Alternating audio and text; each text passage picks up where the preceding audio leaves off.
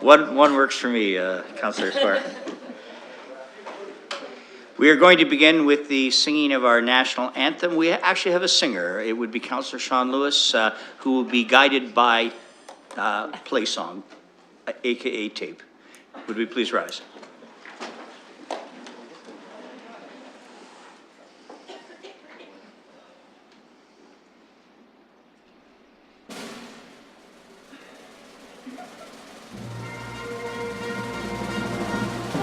Oh, Canada, our home and native land, true patriot love in all thine command.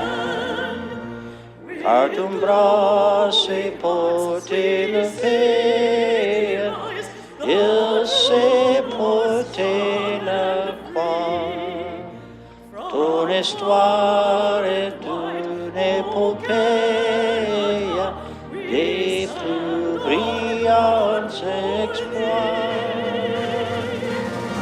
God keep our land glorious and free. O Canada, we stand on guard for thee. O Canada, we stand on guard for thee.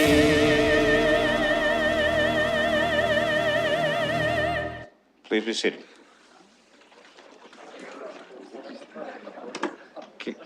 Councillor Lewis, I didn't realize my microphone was on when I was singing. I apologize to all that you heard that. The City of London is committed to making every effort to provide alternate formats and communication supports for council, standing or advisory committee meetings and information upon request. To make a request for any city service, please contact accessibility@london.ca or by calling 519-661-2489 extension 2425. I would ask for any disclosure of pecuniary interest. Councillor Turner. Your Worship, thank you. With respect to disclosures, I'd like to declare a conflict on the Community and Protective Services Committee, number 11, 2.5, Zoos and Mobile Zoos, and number 12, 2.9, Cannabis Licensing Act, and number 17, or 3.6, 446 York Street, Supervised Consumption Facilities, and the associated Bill 33 for 446 York Street. All of those are related to, with interest to the Middlesex Land and Health Unit, which is my employer. Duly noted. Thank you. Any others to declare? Thank you. I would like to invite staff from Facility Service to join me at the front with regard to a very appropriate recognition, and with them representatives of the Electrical Safety Association as well. As we come forward, please, I have a recognition to share with all here. Thank you.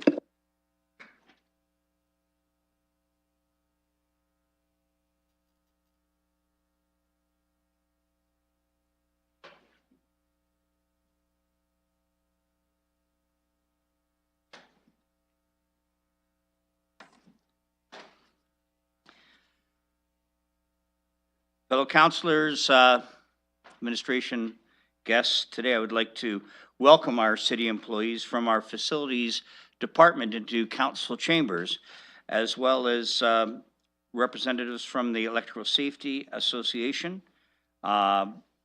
We have Scott Saint, who is the Chief Public Safety Officer and Vice President for the Regulatory and Safety Programs with the Electrical Safety Authority.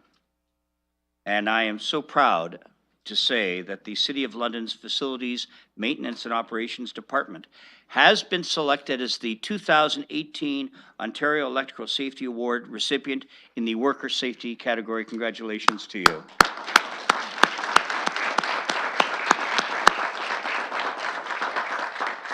And I'd like now to call on Scott to say a few words with respect to the award and the presentation, please. Scott? Thank you, Mayor. Good afternoon, ladies and gentlemen, members of council. It's my honor to be here, and as the mayor indicated, my name is Scott Saint. I'm the Chief Public Safety Officer for the Electrical Safety Authority, and one of my responsibilities and my honor every year is to give out the Ontario Electrical Safety Awards. And we've been doing this since about 2010, and each year our award recipients have made a significant contribution to electrical safety in Ontario, and certainly this year the award recipients have carried on that fine tradition. Awards, just for a bit of background, are given out in 3 categories: worker safety, power line safety, and consumer and home safety.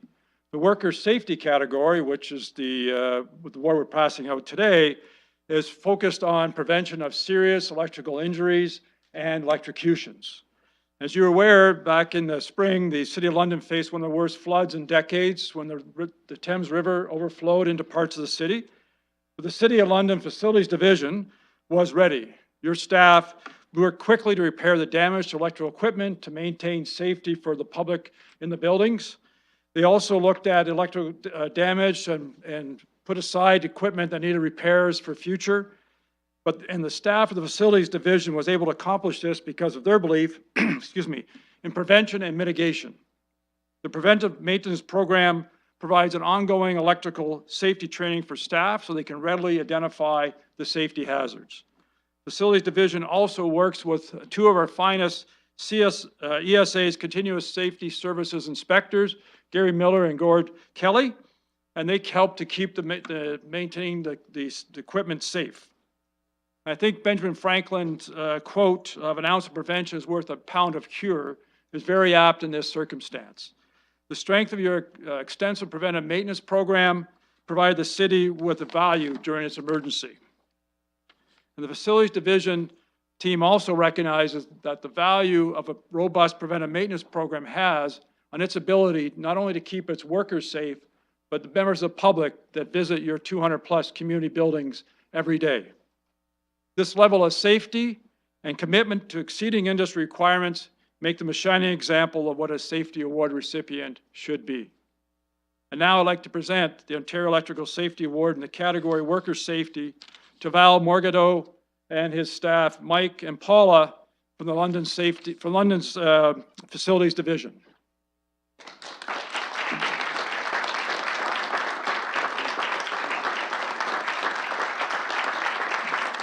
Thank you. We'd like you just to hold for a moment. We're going to take a picture in a moment to record this memorable event. Thank you, Scott, and your team for being here to present our City of London Facilities Department with this well-deserved award. But let me particularly, though, say thanks to our city employees in the Facilities Maintenance and Operations Department. I know, and we as council know, how hard you work on a continuous basis to maintain worker safety. Let me say clearly, on behalf of council, without you and your tremendous and conscientious efforts, we would not be receiving this award. You make London proud. Thank you all.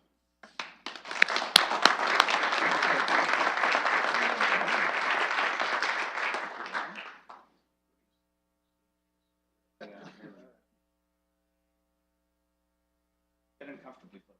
Uncomfortable.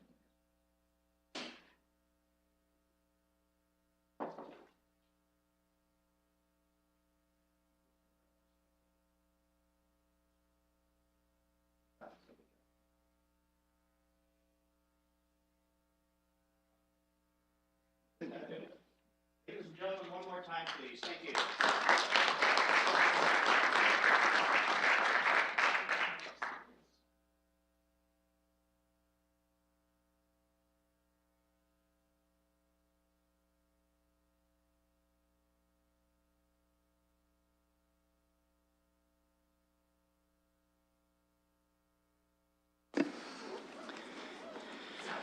There are no confidential matters to be considered in public of which I've been made aware, except for, I'm sorry. Councilor Van Meerbergen, I'm sorry. Thank you, Mayor. I'd like to declare a conflict. Apologies on the lateness here, but I think out of an abundance of caution, I'll declare a conflict On the Community and Protective Services Committee report, 2.1, as my wife operates a daycare. Duly noted. Councillor Squire? Thank you. I just was reminded that I have a conflict on item number 11 on the first report of the Planning Environment Committee, as I am a member at Sunnydale Golf and Country Club. Thank you, and duly noted. Any other conflicts of interest to be reported? Reviewing the confidential matters to be considered in public, seeing none, I would now ask for a motion to go into closed session. Is there someone to move same? Councillor Lewis, seconded by Councillor Kayabaga. We will go now to Council Meeting Room 3. Thank you very much. Oh. Excuse me, and just as we do that, just if you would take your seat for just one more moment, please. We have one more item. Clerk, do you want to just make a brief reference to that, please? Thank you, Your Worship. There is one additional in-camera reason as a result of last evening's Strategic Priorities and Policy Committee, and it is a matter pertaining to labor relations and employee negotiations, advice or recommendations of officers and employees of the corporation, including communication necessary for that purpose and for the purpose of providing instructions and directions to officers and employees of the corporation as it pertains to the 2019 proposed budget. Thank you very much. Could I ask Council, please, to go to Committee Room 3? Can you vote, please? Could you vote? Do we need to vote for that? You need to vote, yes, please.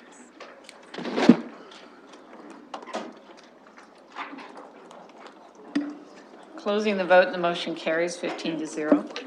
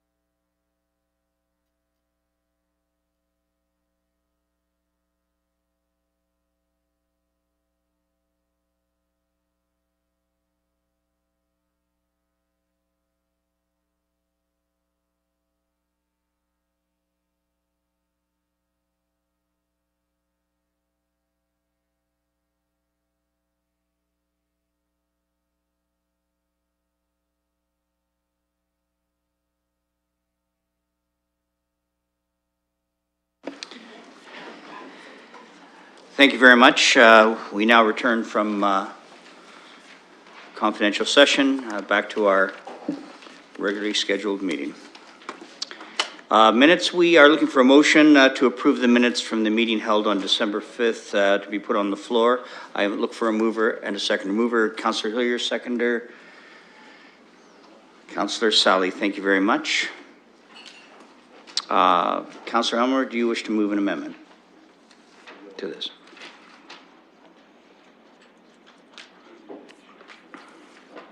Thank you, Your Worship. For item 7, this is 4.6 on the first report of SPPC. There's a small amendment to the appointments to the Audit Committee. That's to amend Part A to read as follows: Deputy Mayor Jay Helmer, Councillors M. Van Holst, Jay Morgan, and S. Turner be appointed. Thank you. There's a seconder, Councillor Morgan. So we need to vote on the amendment, and once that's voted on, then we deal with the main motion. Any questions with respect to the amendment? Seeing none, may I turn your attention to the screen, please?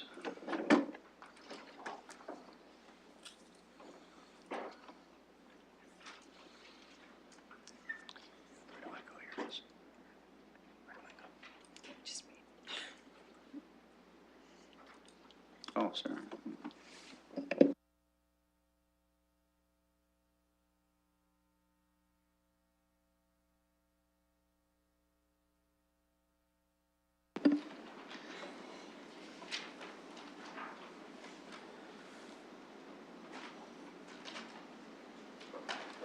Councillor Kanabaga. Closing the vote, and the motion carries 15-0. Thank you very much. As the amendment has been approved, we now will go back to the main motion. And I'll ask if there is any discussion with respect to the main motion as amended.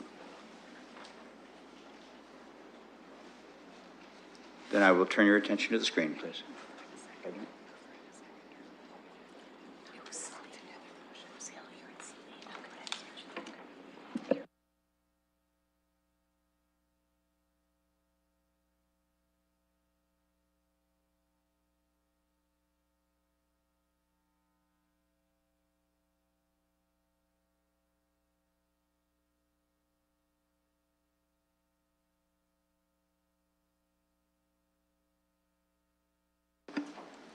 Closing the vote, and the motion carries 15-0. Thank you. Now, with respect to communications and petitions, we require a motion to refer the communications and petitions noted on the agenda and added agenda to be considered with the items later on the agenda. Is there a mover? Thank you, Councillor Cassidy, seconded by Councillor Sally. Any comments or questions? Seeing none, may I turn your attention to the screen, please?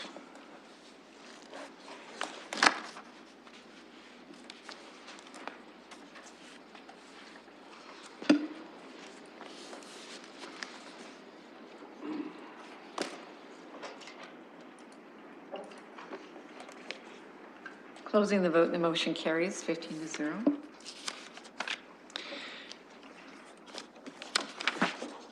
Thank you very much.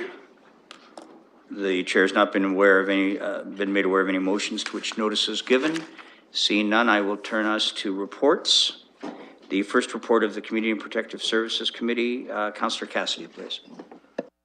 Thank you, Mr. Mayor. I've been asked to pull items 11, which is 2.5 on the report, 12, which is 2.9 on the report, and 13, which is 3.1. And I have, and number 3, which is 2.1. And I have not heard of any other items to pull. So with that, I'll put the rest of the report on the floor, Mr. Mayor. I just wanted to mention item 8 on the council agenda, which is 2.7 on the committee report. Just mention that this is a strategy that the community's been working on the community mental health and addiction strategy. It's been, we've been working on it for a few years now, and just happy to see that moving forward. And also item number 14, which is 3.2 on the report. I just wanted to mention there that the Community Safety and Crime Prevention Advisory Committee had an item on there asking staff to help with the transition for the Neighborhood Watch program, because we understand that the future of that program is in question right now, and so staff have committed to work with the Community Safety and Crime Prevention Advisory Committee to try to find a new home for the Neighborhood Watch program to see it continue. And with those comments, I will put the entire report on the floor. Subject to those amendments or those exclusions, is there a seconder? Councillor Lewis, thank you. Any comments from councillors? Councillor Van Meerbergen. Just wanted clarification. The items pulled will be addressed after we vote on what's, okay, thank you. Yes, they will be voted on separately. Thank you. Any other discussion? May I turn your attention to the screen, please?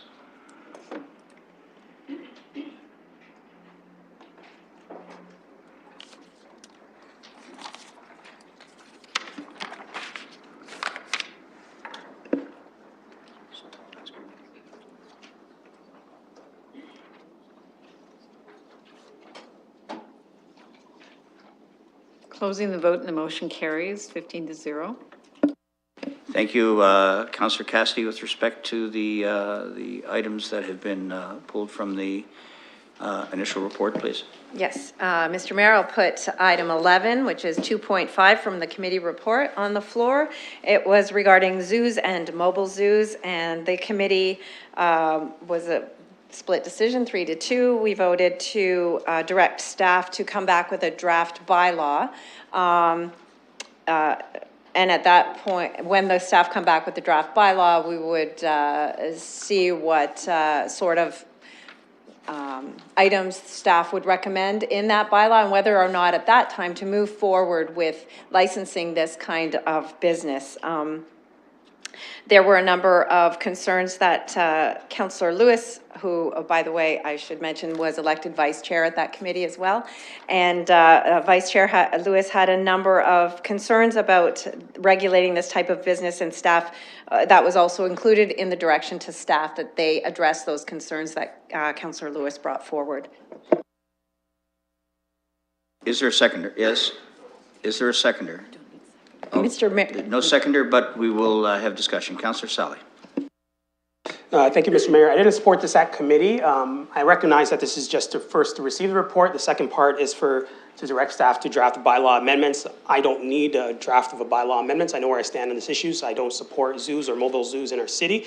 I believe it was 3-2. Myself and Councillor Pelosa voted against the draft recommendation. I hope my colleagues around the Horseshoe do the same. I don't think it's a need to move forward in this direction to have staff work on, put in those resources and put in that effort for something that I know I just won't support ultimately at the end of the day. And just thank you for the members of the public for showing up today as well. Thank you. Councillor Lewis.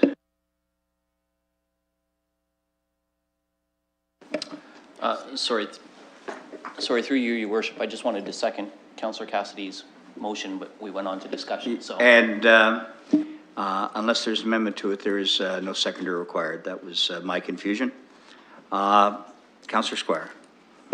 Thank you very much, Mr. Chair. I won't be supporting this also. One of the things I benefited from since I've been a councillor is having constituents who are very knowledgeable in this area, and they provided me with a lot of background education. And one of the things that really struck me when I was reading this report was two of the places that were mentioned. One was Little Ray's Reptile Zoo and the Snake Lady. And both of those, I have to say, when my kids were little, we were at both of those.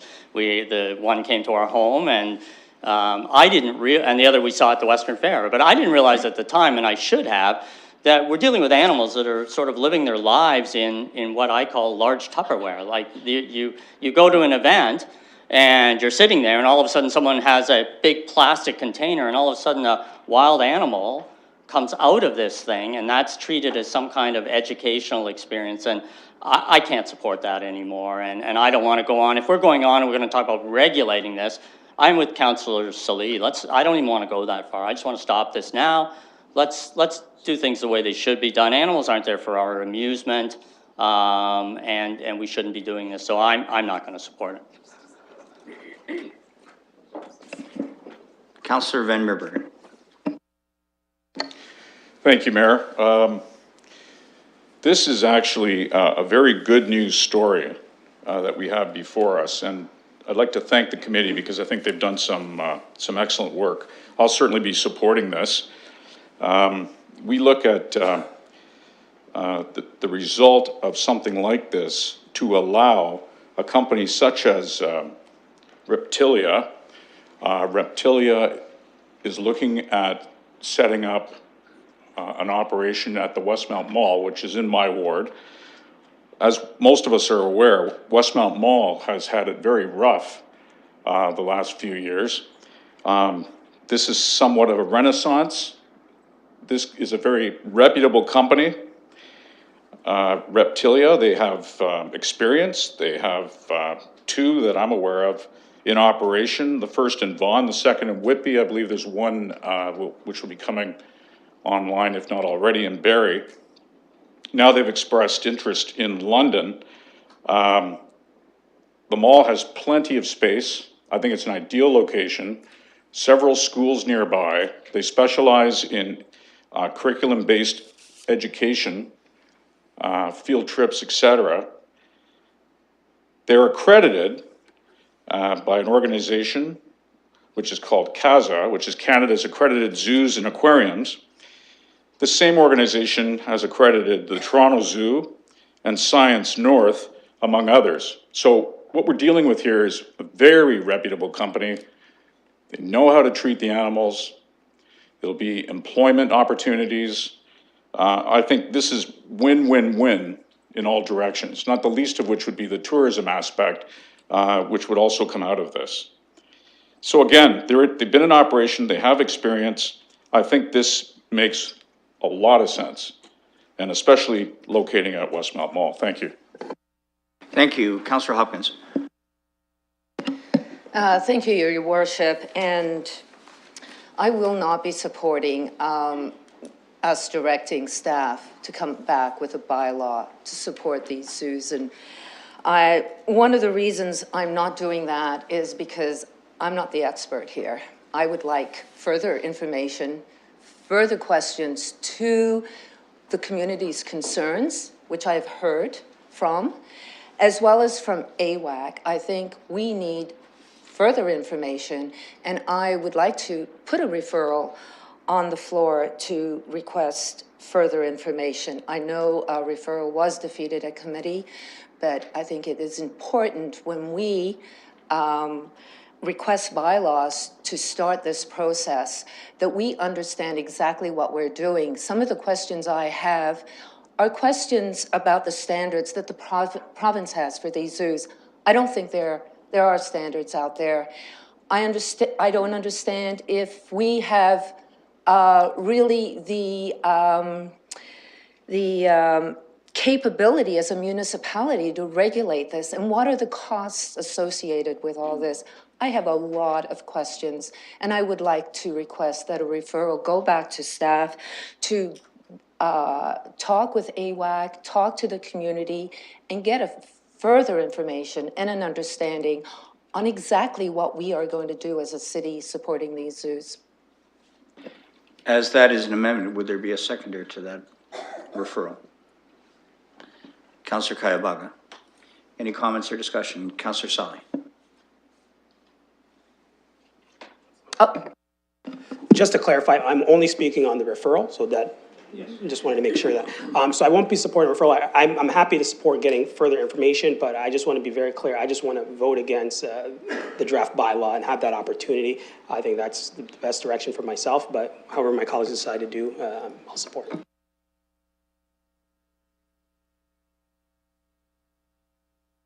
Councillor Hopkins, Did you still want to speak on this? Sorry, Your Worship, I just want to make sure that the committee, that council understands we are speaking here to the referral, is that right? Not to the main motion? Thank you. Councillor Van Holst. Thank you, Your Worship.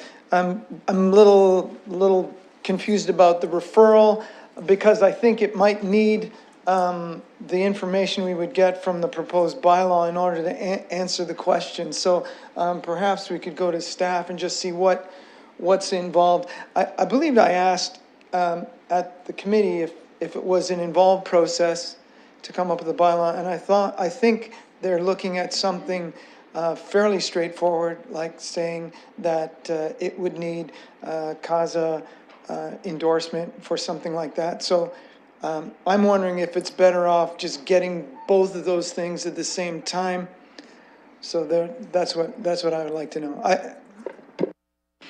If I might, if you'll indulge me, Councillor, would it be useful then to ask that question of Mr. Stevens, just to get some information based on what a referral would be, what that would bring back? Before we do that, though, let me hear from Councillor Kayabaga, and I'll just put you just on brief notice, sir. Thank you.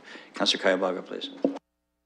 Thank you, through your worship. I think that I quickly seconded without understanding what Councillor Hopkins was saying. I'm in support with what Councillor Silly is saying on not supporting London to be, to continue to be a city free of zoos. I do not support zoos. I think that they're inhumane, and I think that they're not educational. Kids can learn properly about animals without having to see these animals caged into spaces with no records of what's happening to them. I'm in support of sanctuary animals, but I'm not in support of zoos. So if you could just retrieve my name from seconding Councillor Hopkins. So noted. There is a motion, an amendment to the motion on the floor with respect to referral. Is there a seconder? Thank you, Councillor Lewis. Any further discussion? Councillor Van Holst. Thank you. Perhaps this would be appropriate time then for an answer to my question from staff. Mr. Gustavus, would you enlighten us, please? Through His Worship, what we're proposing to do is actually go out to the public, go to meet with these organizations further, and actually compile all the information for you and bring you back a proposed methodology on how you may implement a business license regime to control these types of, or regulate these types of businesses. Things like costs, safety, there was issues of cleanliness, disease. We consult with Middlesex London Health Unit, who were other agencies as well. It's been said we are not the experts of everything. We've got many bylaws that we enforce that we are not the experts on. We rely on our partner agencies to provide that expertise and our advisory groups. So it's not like we would go, what we're asking really is to actually embark on a public process and collect all the information, collect the different opinions and views on these issues, and then bring all that information back to you probably in March of 2019. And at that time, you would have all the information before you to decide whether or not you wish to proceed with these types of operations or businesses and to regulate them or not. Nothing would change between now and then. A referral would probably not achieve as much of an in-depth review because we don't have any bylaw or proposal that we would put before you at that time. So costing and enforcement and all of that kind of information would not be brought back at a referral. So we're at your mercy either way. If we're going to refer it back, it'd be helpful to me to understand exactly what kind of information you want me to bring back to supplement this. That would be very beneficial. Thank you. Thank you. As opposed to saying at your mercy, I think at your pleasure. I think that's what you meant to say. I know. Councillor Van Holst, another comment? Thank you very much. So in light of the answer from staff, it would seem to me that a referral is not the way to go forward, but if there was particular pieces of information that were required or requested, they could be added to this process and we would get a fulsome report. So to be clear on the voting then, if we vote to refer, we would, and you'll correct me if I'm wrong on this, then it would be up to, it it would be up to staff to come back to us by March in that timeframe, so that we can review with fuller information and then make a decision to proceed or not. If the motion to refer is accepted, that means the main motion is effectively immaterial.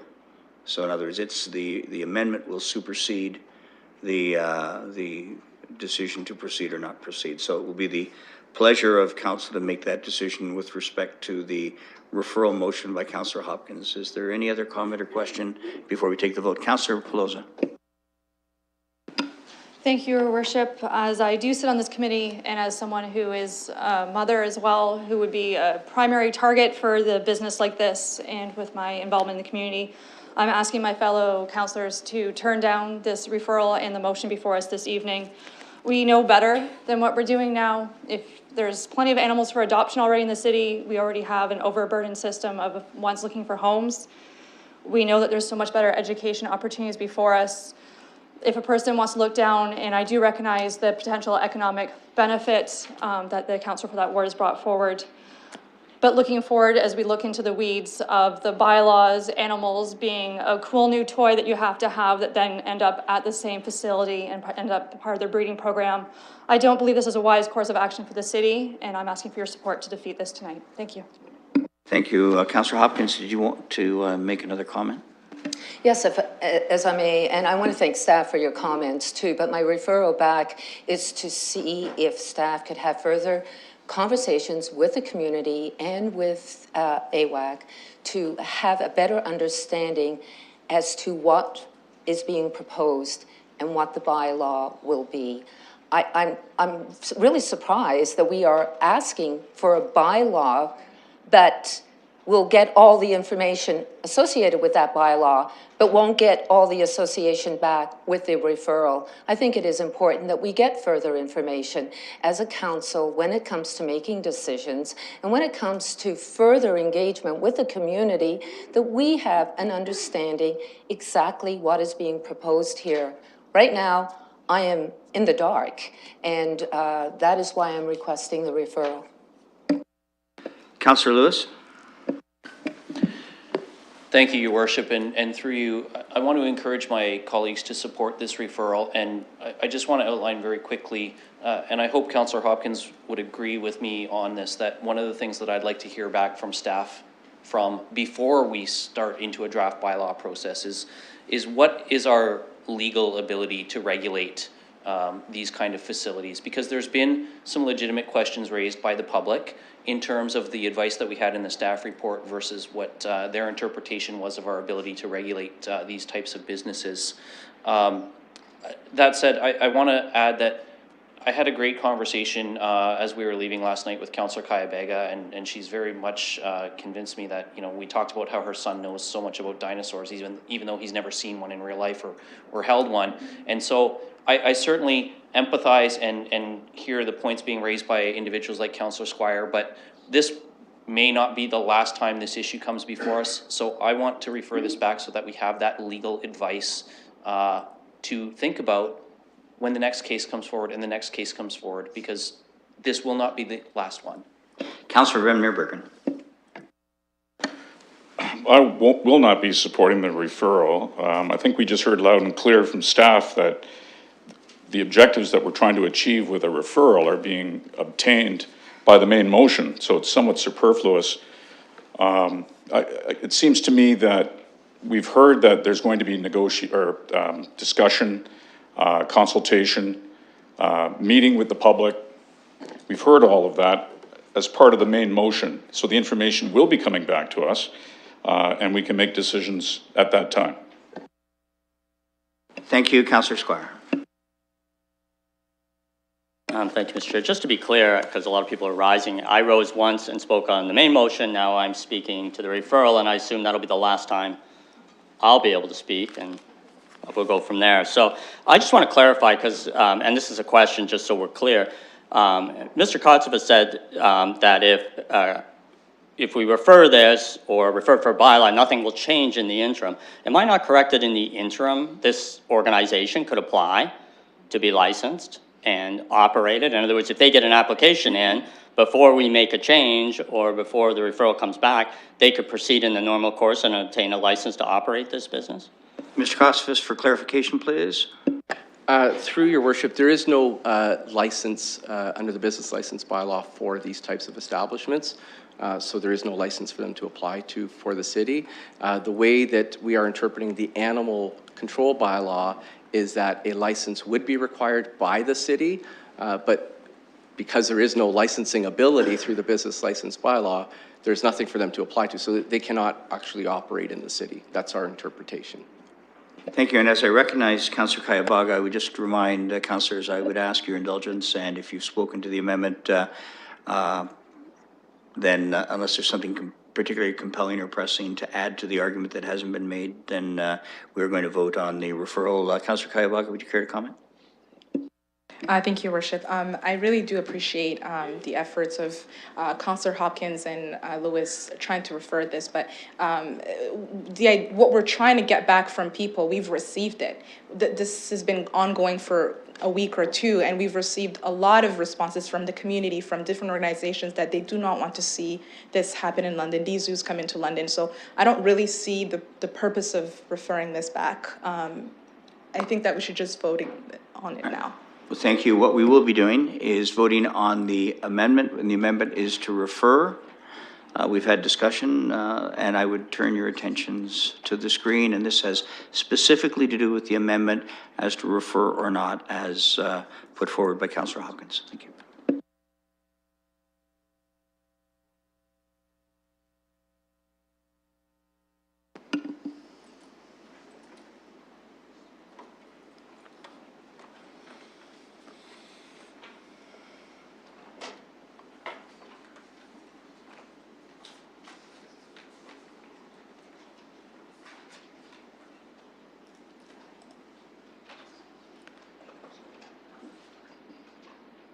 Councillor Squire? Councillor Turner?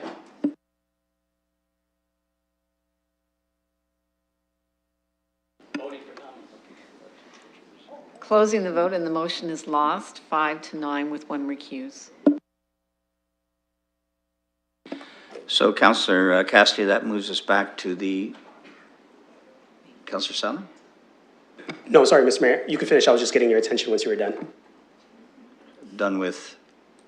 Your comment. I was going to ask for a motion since it was defeated, since there's nothing on the floor. Well, actually, there is something on the floor. Thank you. I know you're just trying to determine if I'm paying mind, and I'm trying to do my very best, I promise. Councillor Cassidy, there is a motion on the floor. Would you just repeat it for the benefit of all councillors? It would help me a lot. So the motion on the floor is what was recommended from Community and Protective Services Committee by a vote of 3-2. And it was that on the recommendation of the Managing Director, Development and Compliance Services and Chief Building Official, the following actions be taken with respect to zoos and mobile zoos. A, the staff report dated December 10th, 2018 be received, and B, the Civic Administration be directed to draft bylaw amendments for consideration at a future meeting of the Community and Protective Services Committee to amend the business license bylaw L 131-16 to regulate zoos, fairs, exhibitions, and circuses, and to provide legal advice with respect to this matter and to ensure statutory compliance. Thank you. There's no seconder required, and to be noted, it's already been moved. So if someone has not commented already on the main motion and would like to do so, we certainly will receive that. Otherwise, we will vote. Any discussion? Councillor Van Holst. Thank you. I'll be in support of the motion. I like the way that the committee went on this. I think we'll be able to find out just how a zoo can be humane and how it can be legal. I know that I enjoy going to the zoo. Many people do. I know that there's moral arguments against having zoos. Not everybody holds those opinions. And I also point out that there's a number of things we need to look at whenever we're debating something. There's the moral and the idealistic arguments. There's the practical ones, which we'll need from staff in order to figure it out. And of course, falling into these is also the economic benefits.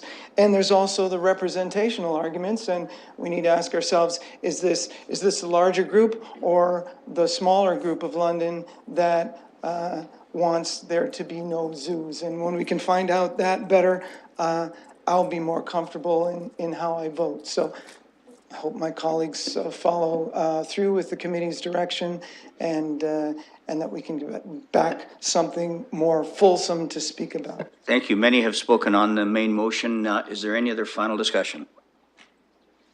Councillor Pelosi.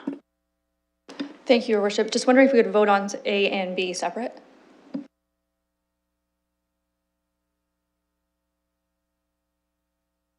We're taking that under advice.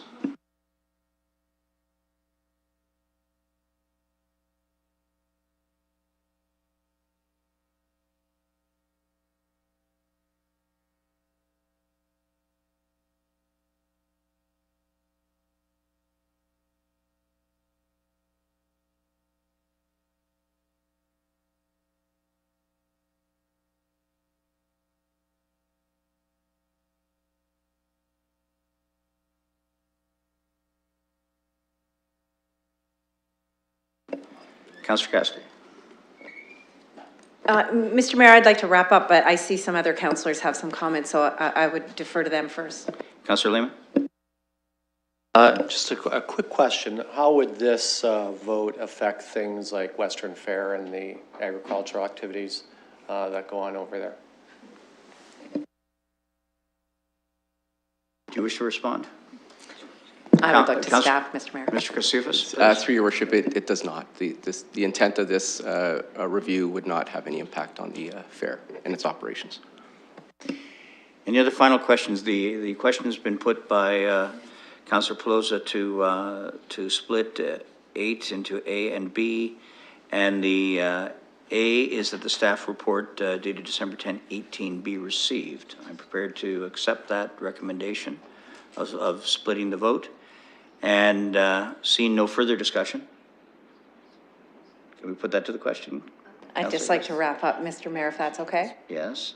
So I just wanted to explain my position on this. I'm not necessarily in favor of zoos or anything like that, but when we were at committee, staff explained that a referral would be an added step.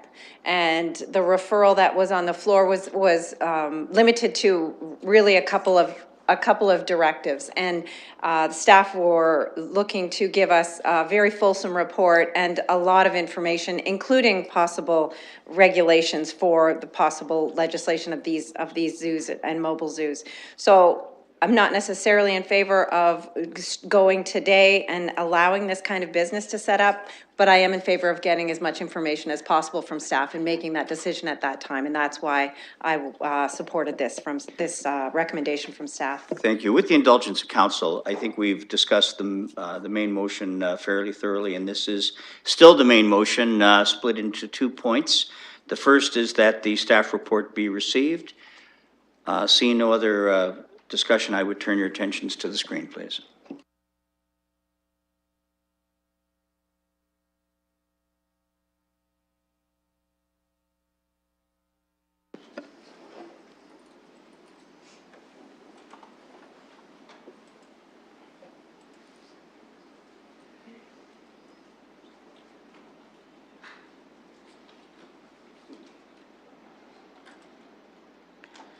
Closing the vote, and the motion carries 11-3 with 1 recuse.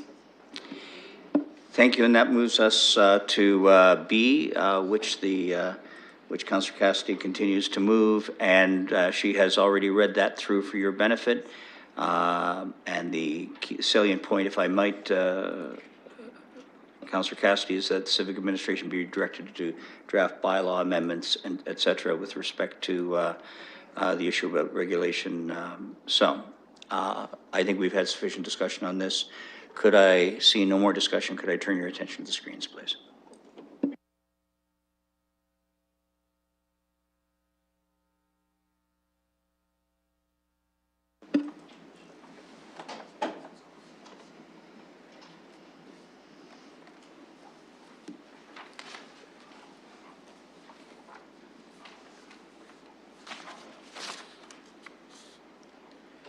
Closing the vote, and the motion is lost, 5-9 with 1 recuse. Thank you. Councillor Cassidy. Thank you, Mr. Mayor. And I'd like to circle back. I missed item number 3, which is 2.1 from the report, and I believe Councillor Van Meerbergen declared an interest on that item, so I will put that on the floor now. Moved by Councillor Cassidy, no seconder required. Any discussion? Then may I turn your attention to the screen, please?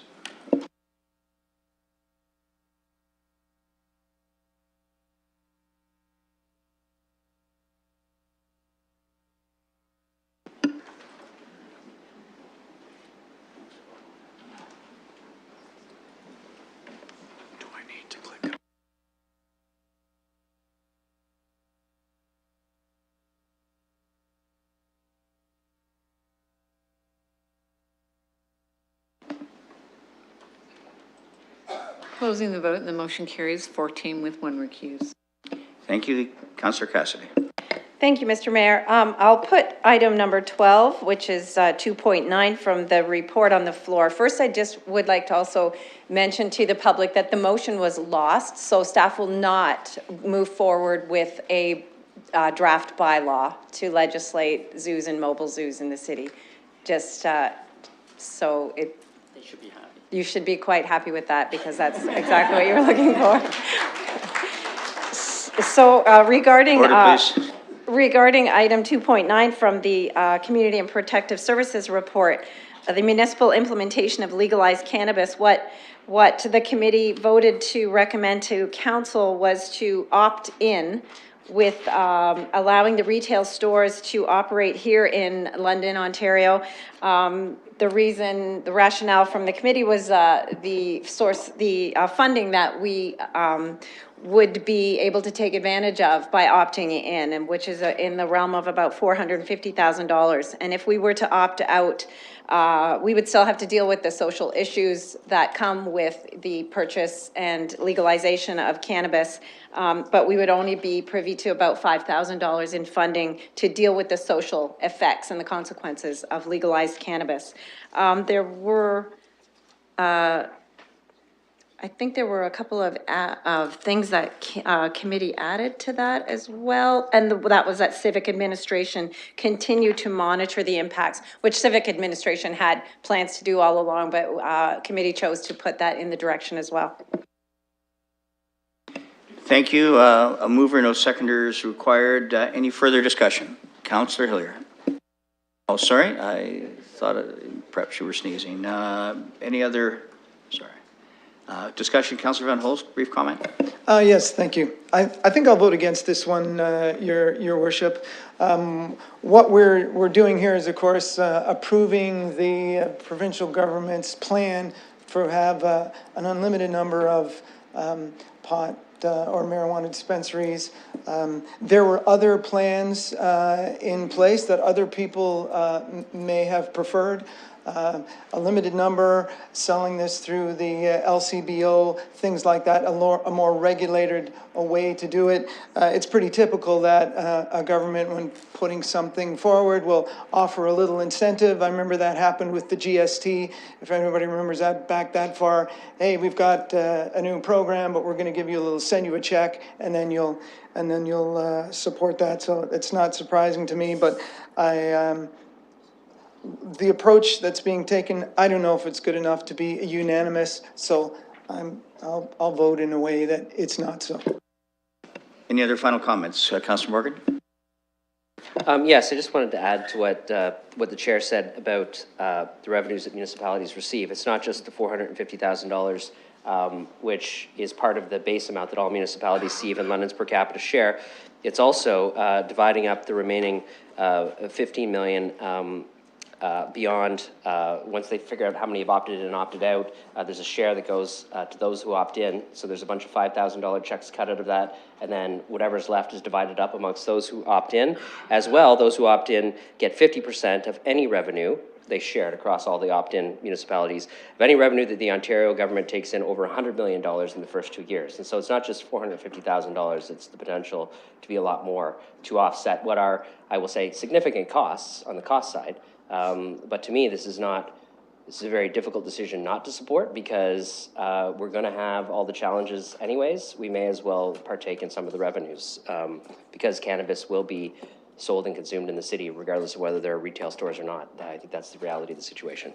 Councillor Hopkins. Thank you, Your Worship. I do have a quick question through you to staff. I have no problem with us as a city opting in regarding retail stores.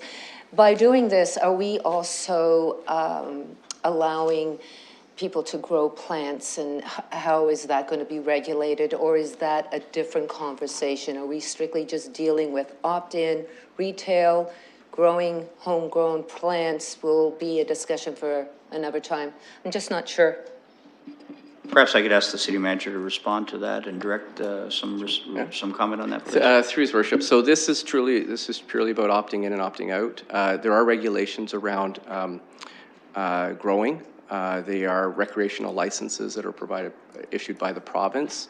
There's also rules around personal grow. There's certain limits on number of plants that you can have and grow for yourself and for specified other users. But that's a different conversation, and it's actually entrenched into the regulations as well. Thank you. Councillor Lewis. Thank you, Your Worship, and through you to my colleagues, I just want to encourage everyone to support this. I think it's very important that we send a positive message to the private sector business community as well.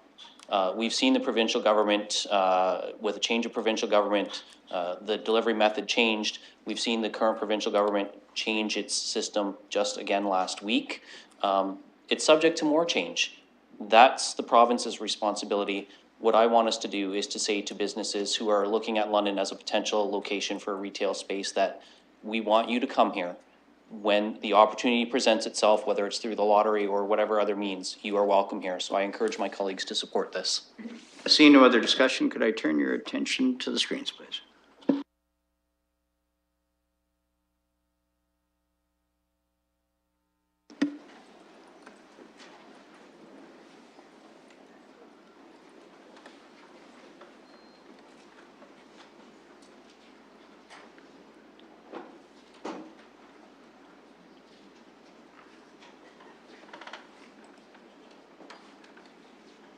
Councillor Sklar.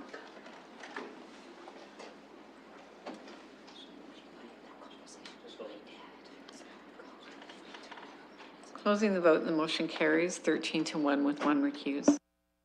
Thank you. Councillor Cassidy, I think we have one more.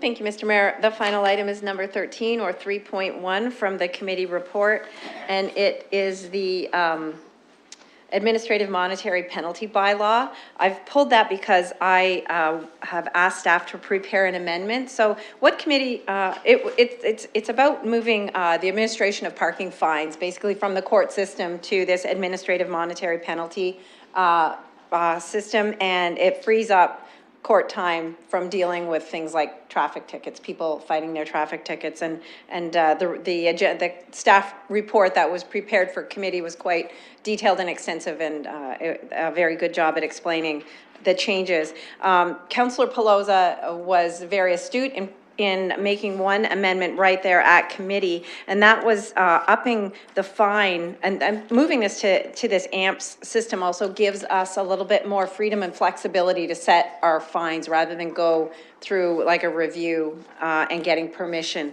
So Councillor Pelosa pointed out that the obstructing of a bicycle lane by parking should be similar to obstructing a traffic lane, and so committee recommended to increase that fine of obstructing a bicycle lane from $60 to up to $100. And another item that I noticed after the committee had adjourned was parking and obstructing a paratransit stop was only kept at the original level of $55. So what I'm recommending or asking for in my amendment is to increase the fine of obstructing a paratransit stop from $55 to $100. So I'd like to move the original committee recommendation with that amendment.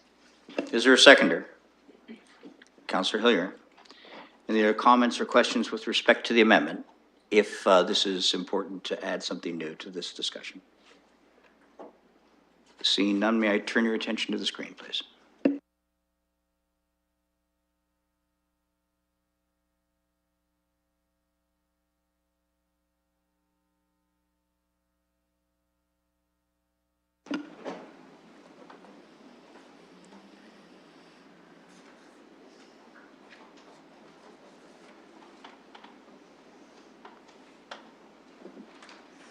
Councillor Morgan?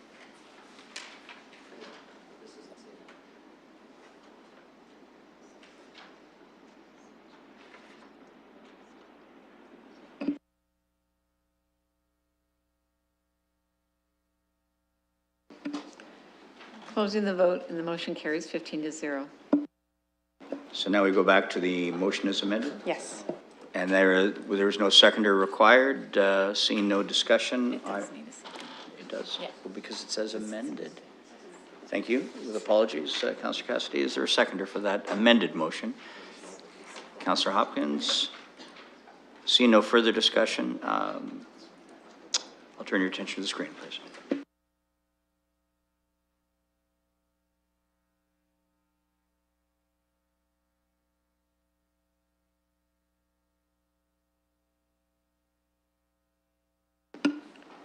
Closing the vote, the motion carries 15-0. That was a long time to stand, Councillor Cassidy. Thank you very much.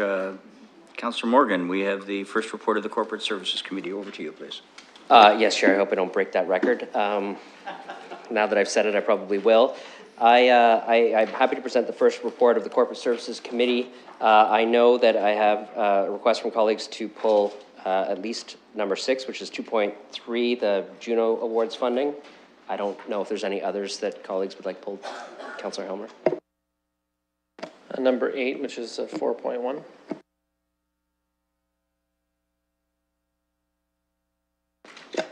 So if there are no others, I'd be happy to put 1 through 5 and 7 on the floor for council's consideration.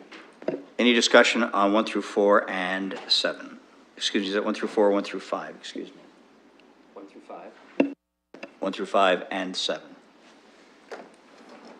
Seeing no discussion, I will turn your attention to the screen, please.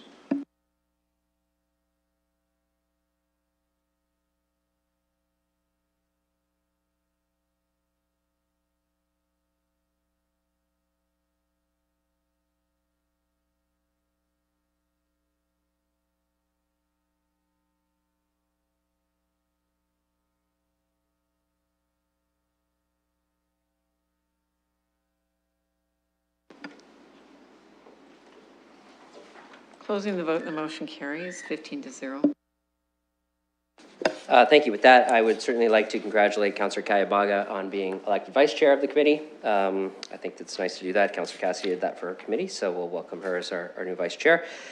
And I will put number 6, which is 2.3 in the committee report, which is the request for funding for the 2019 Juno Awards. This is a request from the Juno committee for $150,000 to pay for a part of the costs of both some outdoor tenting, which would operate as a fan zone, as well as some expanded back-of-house services. At the committee, we had some robust discussion on this. I expect we'll have further discussion here. I certainly, since we had a lot of back and forth with both Mr. Campbell from the committee, as well as I think Mr. Winston was there to support him from tourism. I'll certainly try to answer as many questions as colleagues have. I know I'll have the assistance of staff as well. So with that, I look forward to the debate. Any questions? Councillor Turner. Thank you, Your Worship. So I watched this item with interest and read the report. I watched the item, the recording from the committee as well. I also had a chance to talk with Mr. Campbell a little bit further in detail to get a sense of what the ask was and how this all applied. So let me start off by saying I'm really, really excited to see the Junos coming to London. I think this is a fantastic opportunity, and I think I've got a lot of admiration for Mr. Campbell and his group for being able to land such a significant event for our city. When I was talking with Mr. Campbell, I got a better sense of what he was looking to do, and I think that the project is quite appropriate. I think it makes a lot of sense to have a fan zone, to have a little bit of back-of-house services. I know there's capacity issues at Budweiser Gardens to provide a lot of those opportunities. But I think this is where I kind of divert a little bit. And the question is whether the source of funding is appropriate. So back on September 18th in 2017, Tourism London came to council and asked for $500,000 to support the bid fee for Junos. That would be payable only if the bid was successful, and the bid was successful. But at that time, in the report itself, Mr. Winston and Mr. Campbell explicitly stated Tourism London would not be making any additional request to London City Council for further funding related to the 2019 Juno Week. It's explicitly in the report on September 18th, 2017. I recognize an argument could be made that the Juno Committee is not Tourism London, but I think that's kind of splitting hairs a little bit.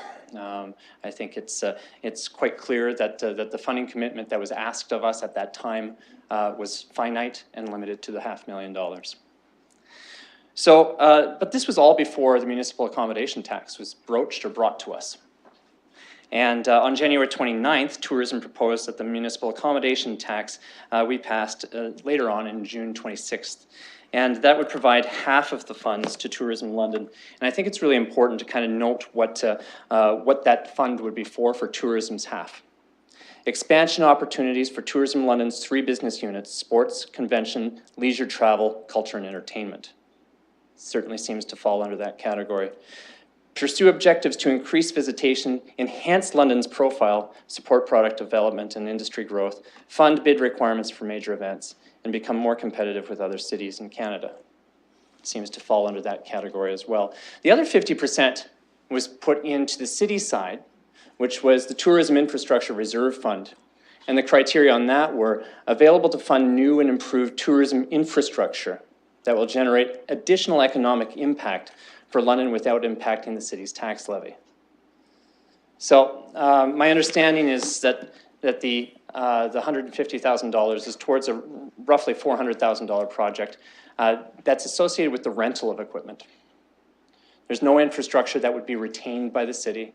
There's no enhancement or augmentation to Budweiser Gardens that would be maintained after the Junos was done. My argument is that this is far more suited for the tourism funding than it is for the Infrastructure Reserve Fund that council manages. So I think there's more discussion to be had. I think it's much more appropriate for us to refer the request over to tourism. I think it's more appropriate for tourism to manage and maintain that.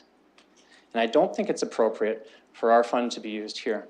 Last night when we were talking about the Children's Museum, Councillor Helmer raised the idea that the Tourism Infrastructure Reserve Fund would be an appropriate source of funding, perhaps, for that.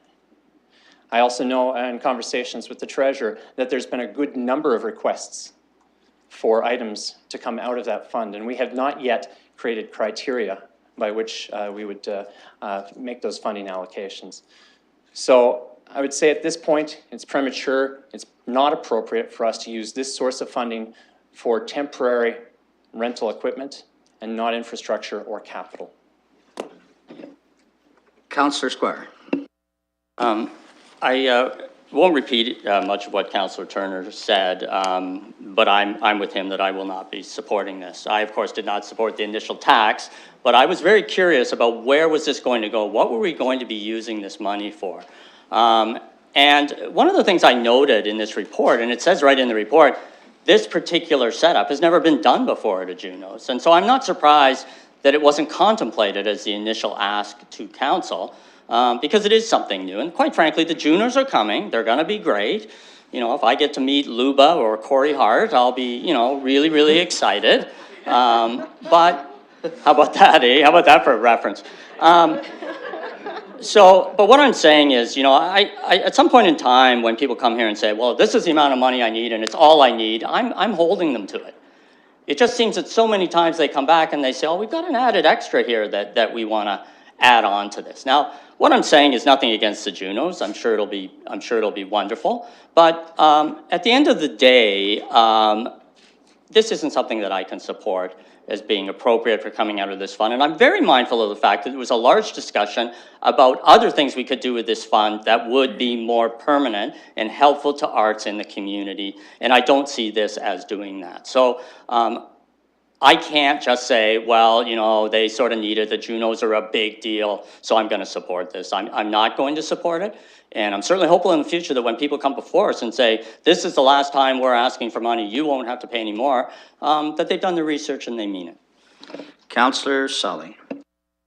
Thank you, Mr. Mayor, and thank you to my colleagues for their perspectives. I have to strongly disagree. I hope everyone does support this. As you know, I was on the tourism board.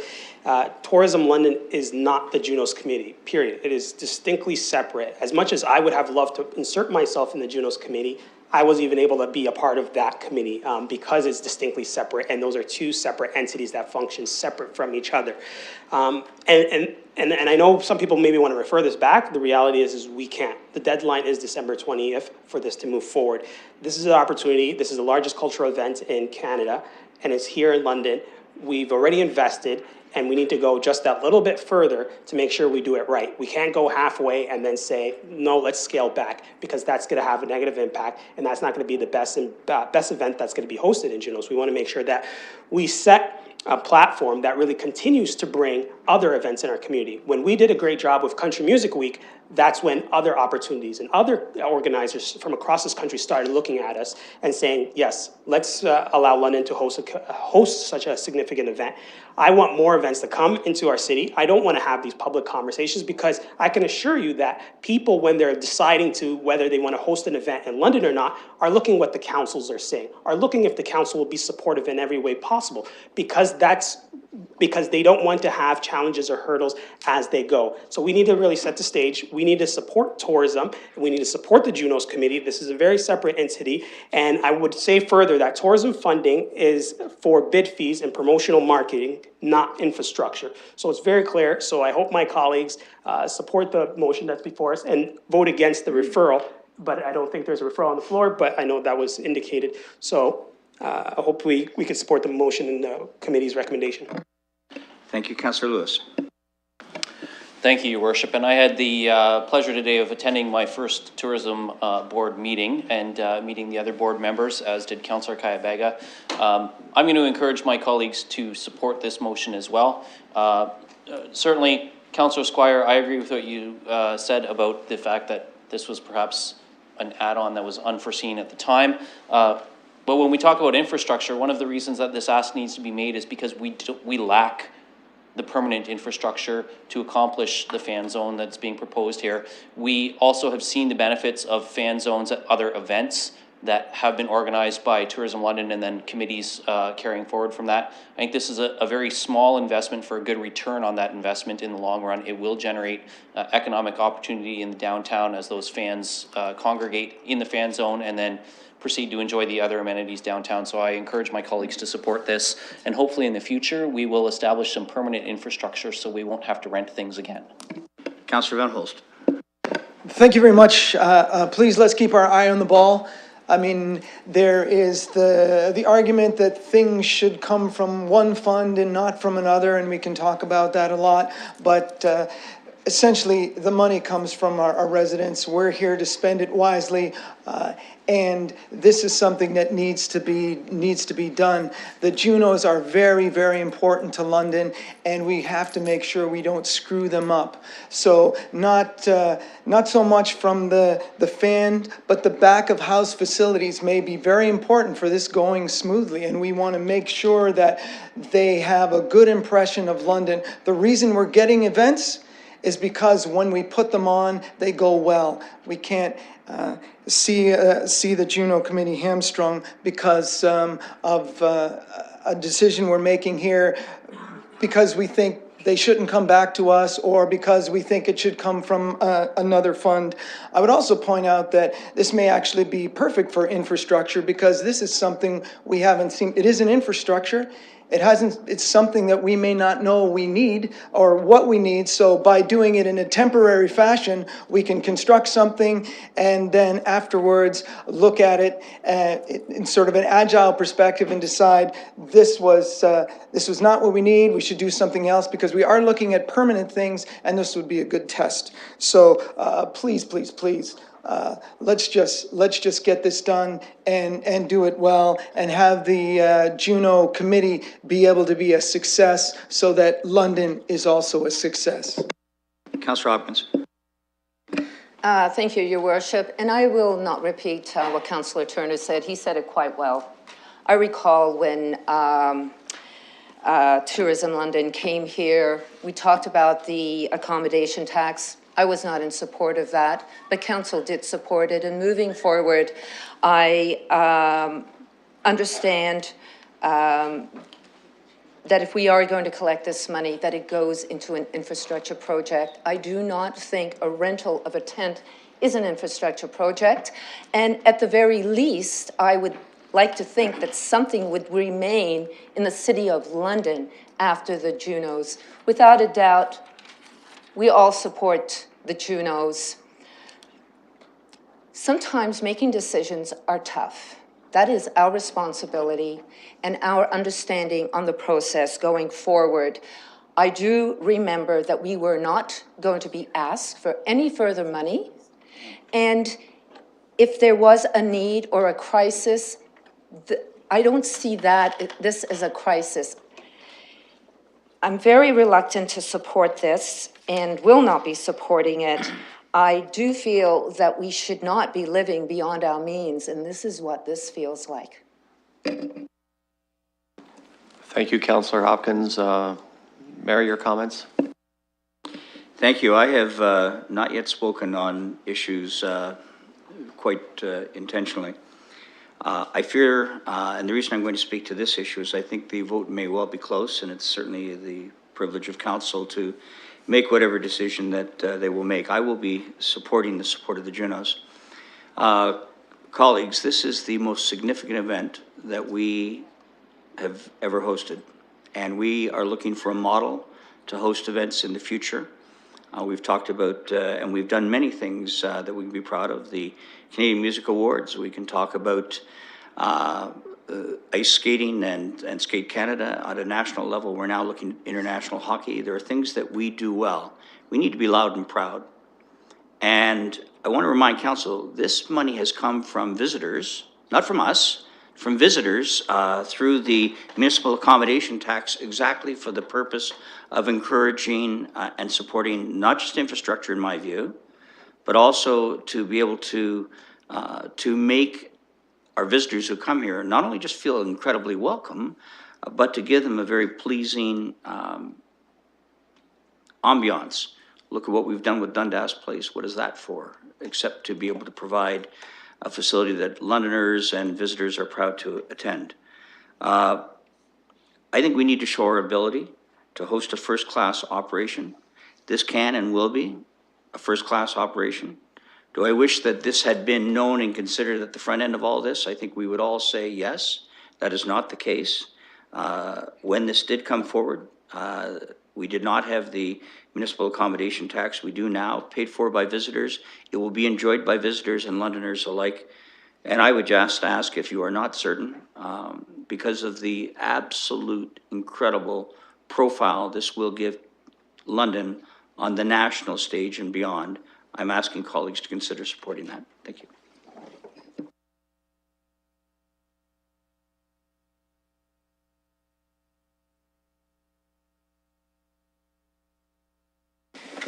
And with apologies, I spoke because I thought that was the end of speakers, Mr. Morgan, but we have two more. We have 22 more. We have Councillor Lehman, please. Thank you, Your Honor, or Your Worship. Just kind of follow up on your remark, I guess, if you have some concerns that might be close, I thought I should weigh in with my thoughts.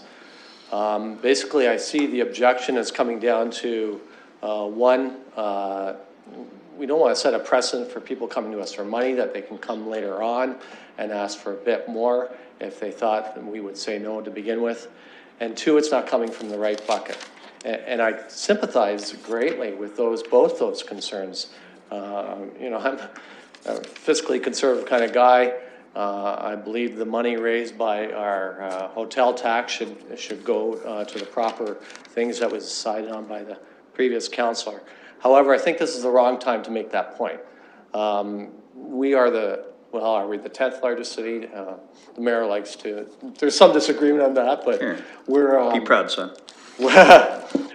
we're kind of right in the cusp, you know, we get big city events, like the World Juniors, for example. We did get the World Figure Skating Championship. I think we, as Southwestern Ontario's main city, we can get a lot more of these things. And what a fantastic stage to present London as one of the big boys in Canada. So this is that type of event. If you are on the fence, like I was, I encourage you to bite your lip and support this for the sake of the bigger picture. Thank you. Councillor Cassidy. Thank you, Mr. Mayor. So Councillor Sully brought up a point about fan zones in other cities. I'm not sure if staff know the answer to this, but through you, I'd first like to ask a question. Were the fan zones in any other cities for these kinds of events that you are aware of, were they permanent infrastructure or the same kind of outside tent kind of thing? Through the chair, my understanding is the capacities and the venues in other cities were much larger, so London is a bit unique in that. So I don't believe there was in this context, but the venues were larger. Thank you. So there was quite a thorough debate when both the request for the bid fee came to previous council and also when the municipal accommodation tax came to previous council. We agreed, as Councillor Turner pointed out, to the $500,000 bid fee, and we supported that. And I'm very proud of the work that Mr. Campbell has done and in bringing the Junos here. But it did come to us through tourism. It may be separate, but World Junior Figure Skating was separate, and the Memorial Cup was separate. But these are initiatives that came to us through tourism. Tourism receives a $2 million budget from this council, in addition to the municipal accommodation tax.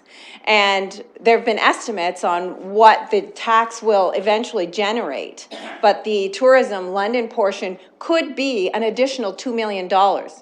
So that's $4 million. Their budget could effectively double because of the municipal accommodation tax. And it was very clear when we agreed with the tax that the portion that City Hall would administer and control was for permanent infrastructure. And some examples were recent renovations that have been done at the Convention Centre. It's an important draw to the City of London. We need to have those funds available for those kinds of renovations and works and upgrades. It's an event that falls under the mandate of tourism, as Councillor Turner pointed out. Falls under the mandate of our tourism entity. And council showed the support for this kind of funding through the tourism entity by the support of the municipal accommodations tax. This is exactly what it is for. I will not support the recommendation from Corporate Services Committee. I believe that this should come from the municipal accommodations tax, absolutely, but it should come from the portion that is controlled by Tourism London. They have a $2 million budget already. If they don't feel that this is the kind of thing that should come from them, then perhaps we should reduce their base budget that they get funding from City Hall, from City Council, and we should move some of that money into this infrastructure reserve fund. I think that might be a separate question, but thank you, Councillor Cassidy. Councillor Pelosi. I'm sorry, were you done? I apologize. Councillor Pelosi. Councillor Kayabaga. Thank you, Your Worship. This is not to demean what my colleagues are saying. I do understand very well, and I think I spent a lot of time talking to Councillor Turner to understand what he was telling me, that this was set aside for infrastructure for tourism, and we understand that. But if we are proud of having the Junos come to London, like we say we are, a lot of you have said we're very proud to have the Junos and we're thankful for the work that they've been doing. I want you guys to understand the magnitude of not having this money, what it's going to do. A fan zone is going to expand programming for over 3,000 people to be there. they're going to be able to secure good artists to come to this event because of the number of people who are going to be able to have space to be present. If we do not support this funding, it is essentially going to kill the Junos. We have the potential of killing the Junos by not supporting this funding to go forward. So we can't say we're proud of bringing the Junos to London and then killing the funding for it and not being able to secure good artists to come and bring back the revenue that it's going to generate into our city. So either we are going to support this and we're going to be proud of it, or we're going to just say that we, as the politicians of this city, do not support moving forward in a very innovative and having good, something good happen in our city. And as a young person, I'm very excited and proud to have the Junos come to our city, London. And I would really hope that we understand, maybe this could be something that we could have discussion for the future. But right now, in this moment, this is going to kill the programming of the Junos if we do not support it. Thank you. Thank you. I acknowledge that Councillor Hopkins has already spoken to the issue, but we will allow a question. Thank you, Your Worship, and I appreciate the councillor's remarks, but I have concerns about what she did say about if we aren't not supporting this motion, we are killing the Junos. And through you, Your Worship, I would like to a staff or someone who could answer that question. I think it's fair, Councillor Pelosi, Councillor Kayabaga, that it was directed towards your comments, if you'd like to respond. Yep, thank you. But I did ask questions to the Junos committee. If what was the purpose? Before, when he came to our committee, we asked questions. We were able to ask them questions. What was the purpose of the fan zone? And the idea was that they don't have enough space. Our venue is not large enough to accommodate for all those people, which is what the fan zone is about. That's debate. I just was hoping to get a direct answer. Sorry. Councillor Squire. Councillor Hopkins said she wanted to ask a question of staff. And respectfully, that's what should have happened. And all of a sudden, we have another councillor jumping up wanting to answer the question, and you allowed it, Mr. Mayor. And I think did so. That's if we start doing that, then every time somebody asks a question here, and I think I can jump in and answer it in a way that I like, am I going to do that? No, I'm not going to do it, but I don't think it should happen. The point was that, Councillor Kayabaga, for just a moment, the question was directed at Councillor Kayabaga, and I made the decision that she might answer. If there wasn't a sufficient response, I would have allowed staff to respond to that question. Councillor Kayabaga, very briefly. Thank you. I don't appreciate being cut while I'm speaking, but thank you for your remarks. Points of order can do that, so you know. She gets it. Fine. Thanks.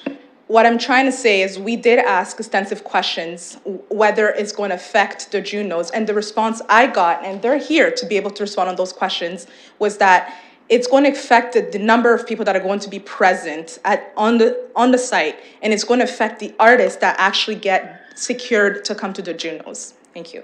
Thanks very much. Did that answer your question, Councillor Hopkins? No, it has not. Then is there a brief opportunity, I apologize, is there a brief opportunity for staff to respond? I think that's where we were ultimately going. Another point of order, Mr. Mayor, when I get the opportunity. All right, when you feel you are compelled to, yes. Your Worship, if I could ask my question again please. to staff or to anyone who can answer the question. By not supporting this request, are we killing the Junos? Through the chair, I believe the person that would be able to answer that question would be the chair of the Juno Committee, Mr. Campbell. And we're not going to entertain that, to be fair. Councillor Squire, you already made some comments, but would you like? Are you calling a point of order? Yes. I just want to make it clear that I didn't, when someone raises a point of order at council, the point of order is dealt with. It's not interrupting someone rudely. It is validly raising a point of order. So people shouldn't be saying to me that they don't appreciate me interrupting. If there is a valid point of order to be raised, any member of council can arise and raise it. Well, I think we all recognize that, tone notwithstanding, I think we all appreciate the point. Thank you very much. Is there any other discussion that hasn't already been discussed? Councillor Helmer, we've not heard from you. Thank you. I want to start by just saying I think reasonable people can disagree about how to pay for this particular thing. The discussion has got a bit heated, I would say, in the course of our debate, and I'm not really sure why. I know that the stakes are quite high in the sense that the Junos are a big, important event, and it's great that it's coming to London, and so I can understand why people would be very concerned about what happens on this particular issue. I think there's broad agreement that tourism should pay for tourism.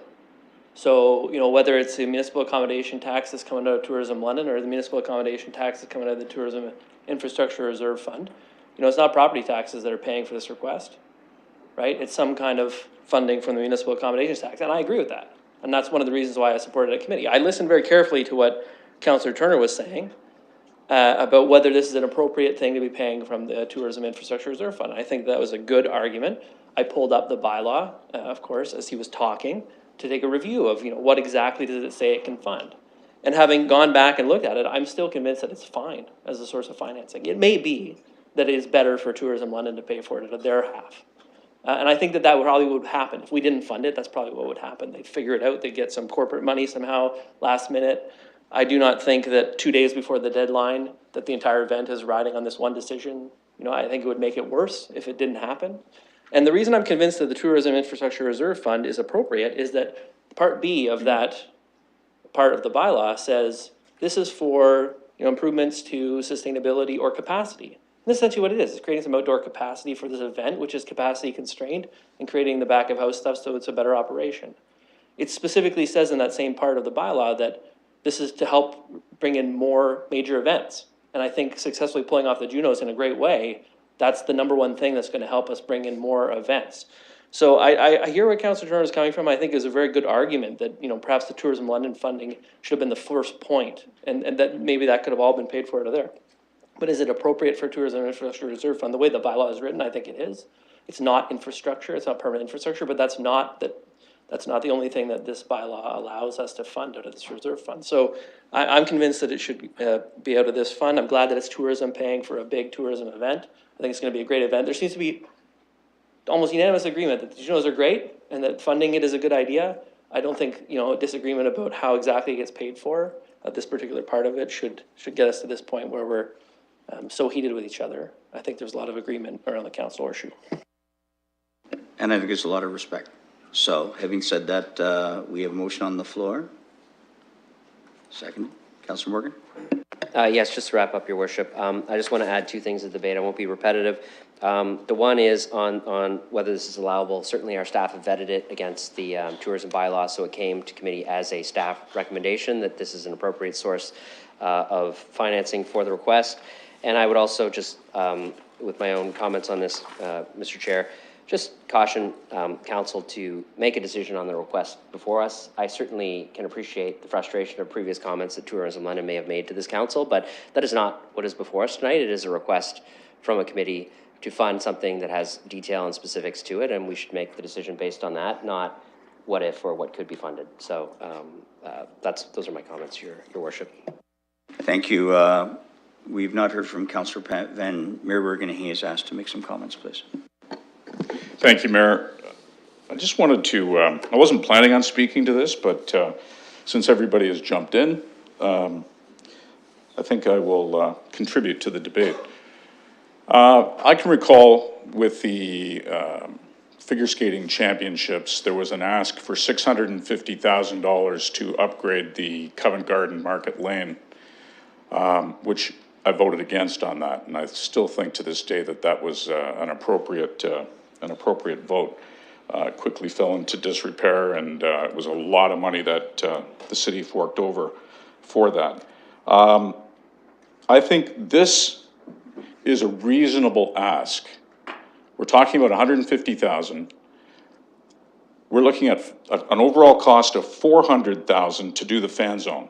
So that's my understanding, $400,000 to do the fan zone.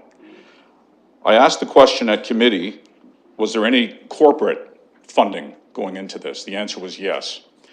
So net result, we're contributing less than half of the cost of doing this properly. And I emphasize the word properly. It's not, in my mind, overdone, but it's being done in the right way.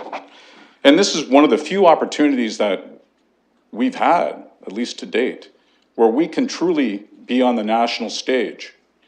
And the fact of the matter is, just in broader terms, we're not doing a good enough job of getting the message of London out there. You go to Toronto, you tell people you're from London, you see eyes glass over. We have to do better.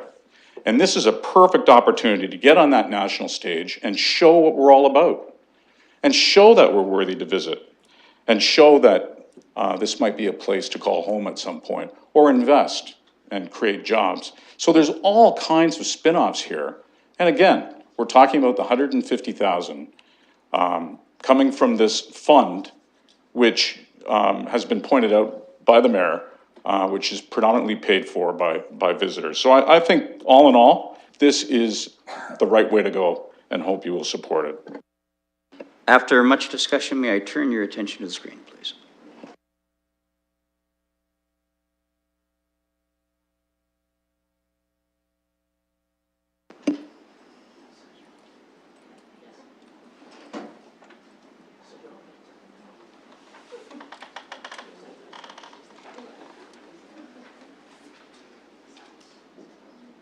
Closing the vote in the motion. Oh, Councillor Carabagga.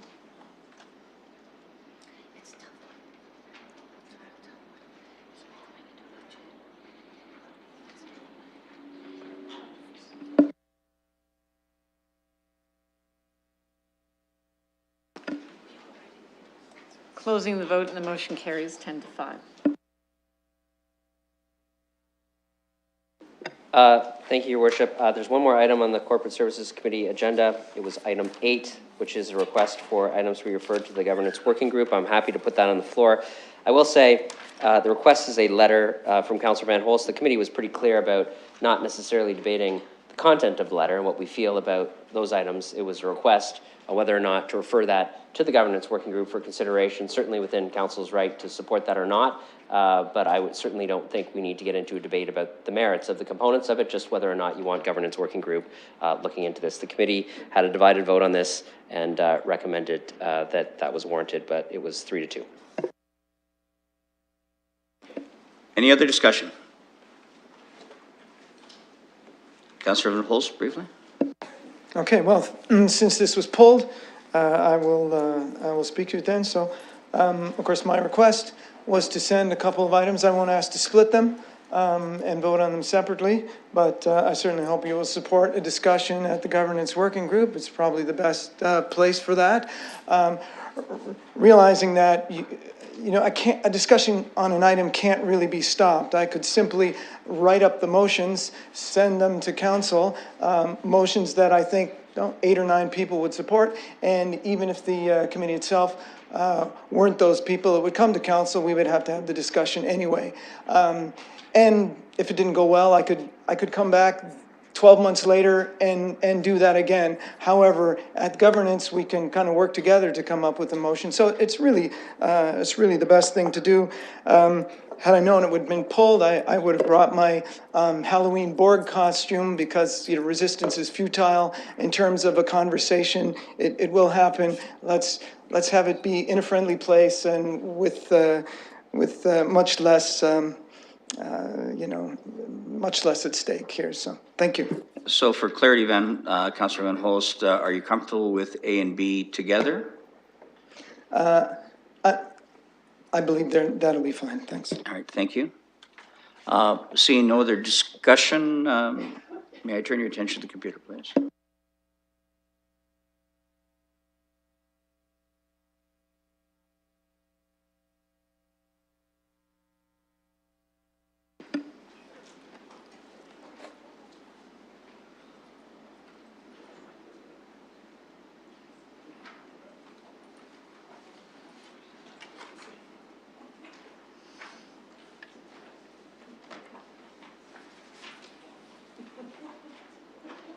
Closing the vote and the motion carries 12-3.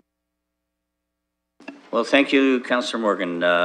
Civic Works, Councillor Squire. Yes, I have not heard from anyone about a Civic Works matter. Councillor Turner?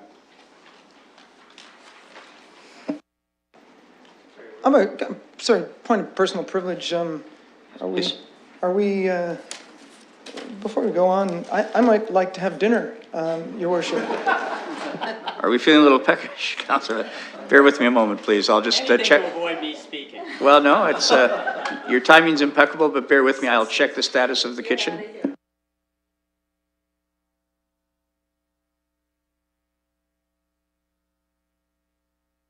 I've been advised that the kitchen is not quite ready. We've been told to expect them for 7:30.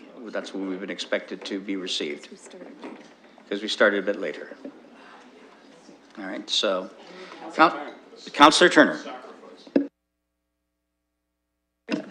Just give me a second to reorganize. My motion was going to be what Councillor Van Holst had recommended there, but I do have a couple things to pull here, so give me 1 sec.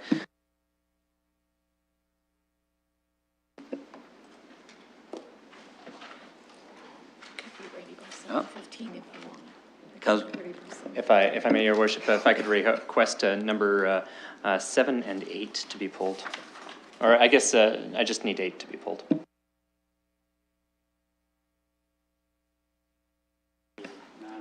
Put the rest of the matters, move them, Your Worship. Any other discussion? Councillor Turner.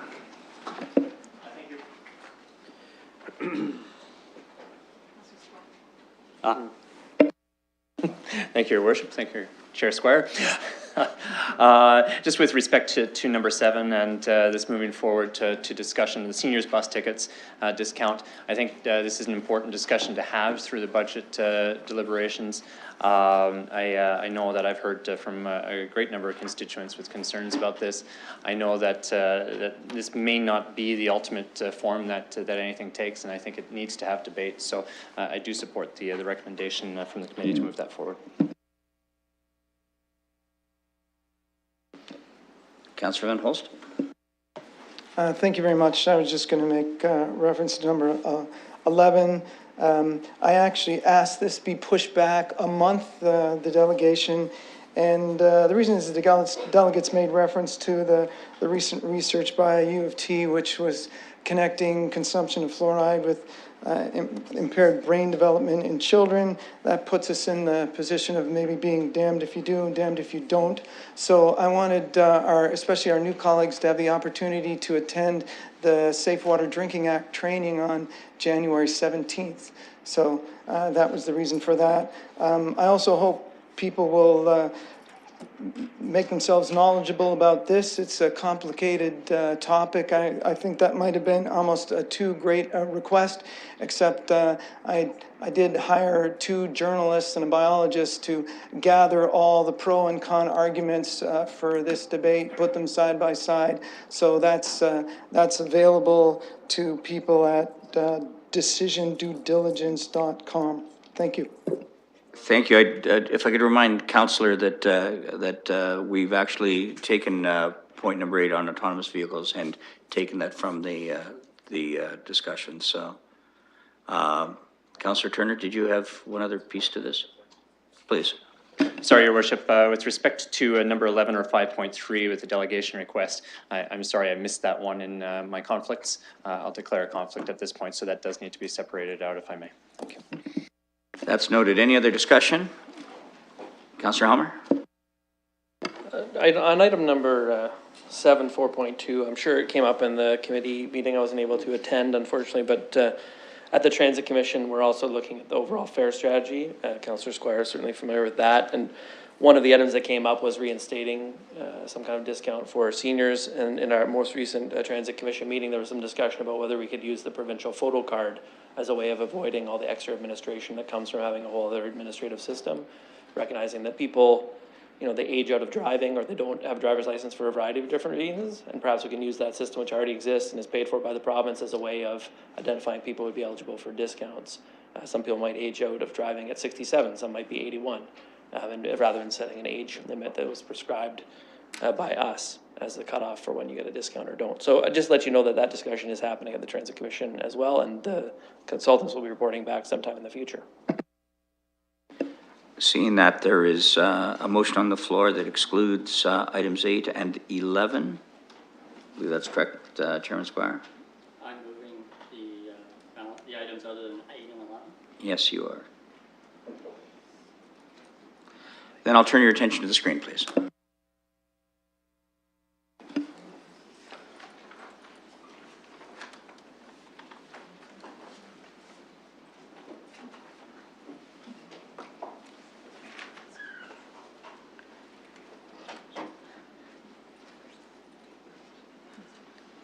Closing the vote, the motion carries 15-0.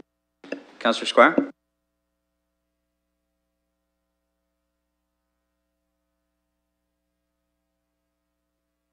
Any discussion with respect to item 8? Councillor Squire, pardon me, Councillor Turner. Getting close. Your worship, thank you. I recognize this is a referral to the discussion, and so that really no decision's being made at this point. I do have some concerns because I really, I don't think autonomous vehicle discussion is really germane to the question of rapid transit. Autonomous vehicles, autonomous single occupant vehicles or cars can certainly, where there's ride sharing and opportunities and small shuttles, can be used in last mile opportunities. The concept that autonomous vehicles would replace the need for transit in any way is a bit erroneous, and so I'm confused to see this coming forward as a recommendation. I recognize that a couple attempts had been made in the previous term to bring this forward. They didn't go forward, I think, for the reason that it didn't make a lot of sense. Autonomous vehicle technology does not preclude or compete necessarily with transit. In fact, actually, if there's an opportunity to use autonomous vehicle technology, one of the best places to use it is in a dedicated corridor for mass transit. So anyway, I'd like to vote against this being moved forward over to that discussion group because, as I said, I don't think it's germane, but at this point I know no decisions are really being made. Councillor Van Holst. Thank you very much. Of course, I made this, this recommendation, hoping for an expert. Councillor Turner seems somewhat knowledgeable, but I think there are certainly others we could speak to that would know more. I believe it's very important because any board of directors making a decision on a $500 million technology should be asking the question, what are the disruptive technologies that could be coming forward, and how might they have an impact on our investment? That's extremely important. Things are changing in this climate. I guess I would have to point out that in a very recent talk, I have actually on Facebook a gentleman who is investing in these things, looking at the costs of these various things, is that we may have a situation where autonomous vehicles, by the way, GM and Google both hope to have these functioning commercially next year. Right now, I would say that, remind you that the employees of these companies are today driving in the back of vehicles with nobody in the front to work. So these things are coming much faster than we believe. If we get to the point where a vehicle autonomously acts like Uber Pool, where it can pick up more than one person, the projections are that these will be less expensive than a bus. So that means that for less than it takes me to get to a bus station, I can have the car come to my home, take me where I want, pick somebody else up on the way, drop us both off. So these are very real projections, and we need to be aware of them. So that's why I'm hoping to have someone come out and let us know about these things. So I hope that you'll support our request for information. Thank you. Was my 5 minutes up? I apologize. Were you? Was my 5 minutes up? Oh, yes. It was? Okay. Yeah. Just I was. Thanks. But an interesting presentation. Thank you. And I'm not being cheeky. Councillor Helmer had some words, comments.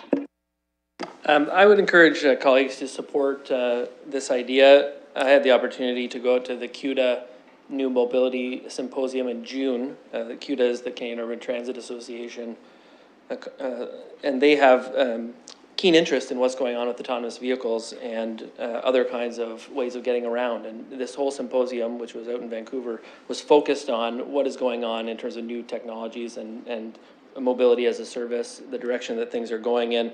And there certainly are a lot of people out there who are kind of on the leading edge of this. A whole bunch of them are convened in Vancouver from all over the world to come and talk about this topic and what is going to be the impact.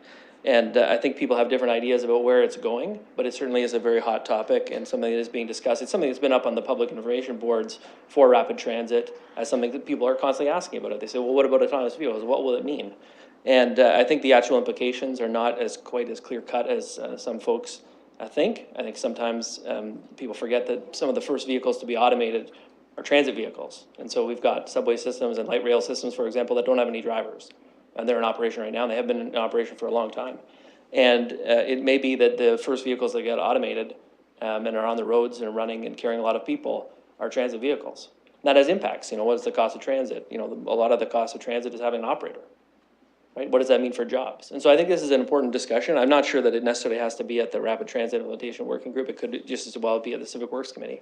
But I'm interested to have it. I think we should get a couple of people to come in because people have different views on where things are going. It's a difficult thing to talk about, what's going to happen in the future. So hearing from one person might not be a great idea, but I think the general thrust of, let's get somebody in here to talk to us about that, I think it's a good idea. Thank you, Councillor Lehman. Thank you, Councillor Helmer. I know we have various opinions over transit. However, I just want to remind everyone that the base of all our thinking is that we want to have the most efficient transit at the lowest cost possible. The one word I heard over and over again over the last 4 years was transformative. If we want to be truly transformative, we have to stay on top of where technology is leading us. Technology is moving so fast that the thought process of 2 or 3 years ago is already outdated. I think it is incumbent upon us as city officials and people that are looking to invest hundreds of millions of dollars to be as fully aware of what's ahead of municipalities down the road. I think transportation will be the change factor of the next 20 years. iPhone wasn't around 10 years ago. How can we predict what's going to be around in 10 years for transportation? The least we can do is to hear from people who study this and are the most current of voices in the industry. Thank you. Councillor Emner-Bergen. Thank you, Mayor. Autonomous vehicles are coming whether we like it or not. Of that, there is no doubt. I happen to work in the automotive sector and it's on the way. We should choose to embrace it because it is coming and we'll have to deal with it. So it only makes sense that we have somebody come in and speak to give information.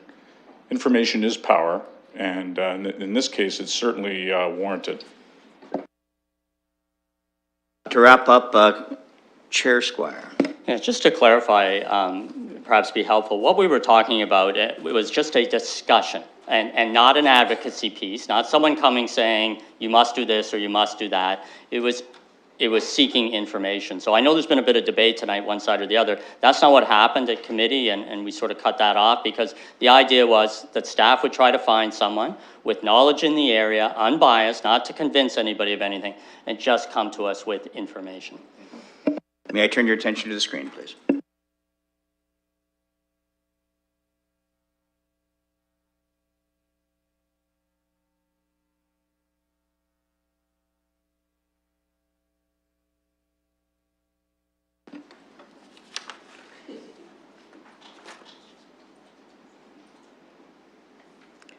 Closing the vote, and the motion carries 14-1.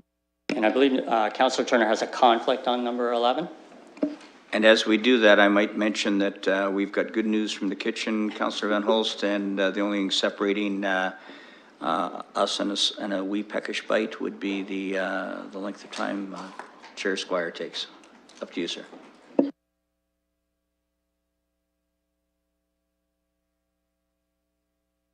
Any discussion? Then may I turn your attention to the screen, please?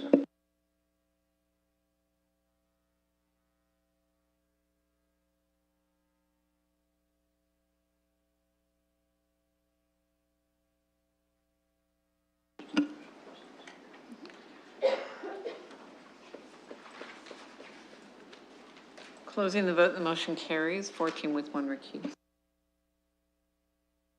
Thank you, Chair Squire. Council, we've been advised by the kitchen that there is some things available. I'd like to move that we recess till 7:50. Is that sufficient? Councilor Van Holst, of course you're moving that. Is there a seconder? Councilor Pelosa, all those in favor? This is a hand vote this time. And Councilor Turner's not eating. Okay, great. That's carried. Thank you.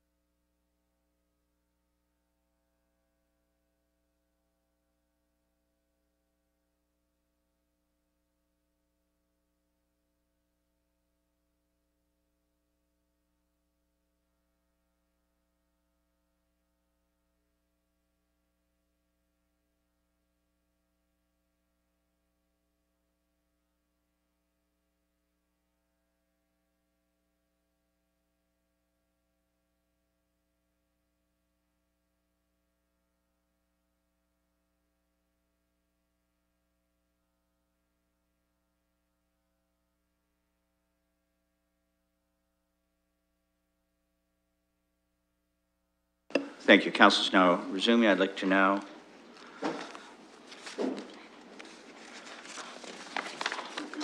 call on Councillor Hopkins with respect to our Planning Environment Committee, if you would, please. Yes, thank you, Your Worship. I would like to put the first report of the Planning Environmental Committee report on the floor.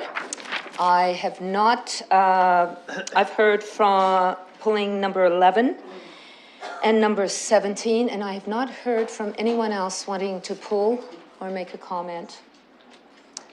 And with that, I see no other comments. I would like to put the rest of the report on the floor. And I would like to acknowledge at committee, we voted Councillor Cassidy as Vice Chair of the Planning and Environmental Committee. Congratulations. When does she get the new car? And I just would like to let council know, as always, our planning meetings do go on for quite a while. There were a number of public participation meetings, and I would like to acknowledge the work of the committee in having the stamina and the questions that the committee asked throughout the participation meetings. With that, I would like to put the report on the floor. We have 11 and 17 are pulled. 11.21 and 17.3.6 will be called separately. Any discussion with respect to the balance of Councillor Hopkins?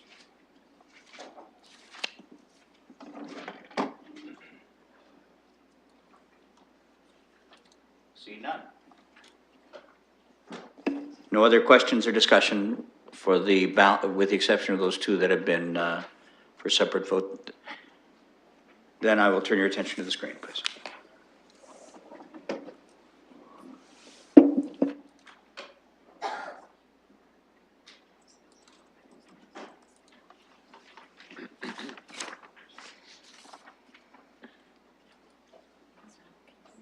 I thought I did. No, Mike.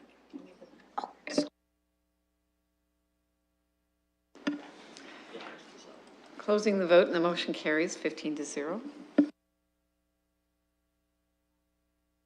Thank you. Councillor Hopkins. I'd like to put number 11, an application for Sunningdale Road West. Councillor Squire recused himself on that one.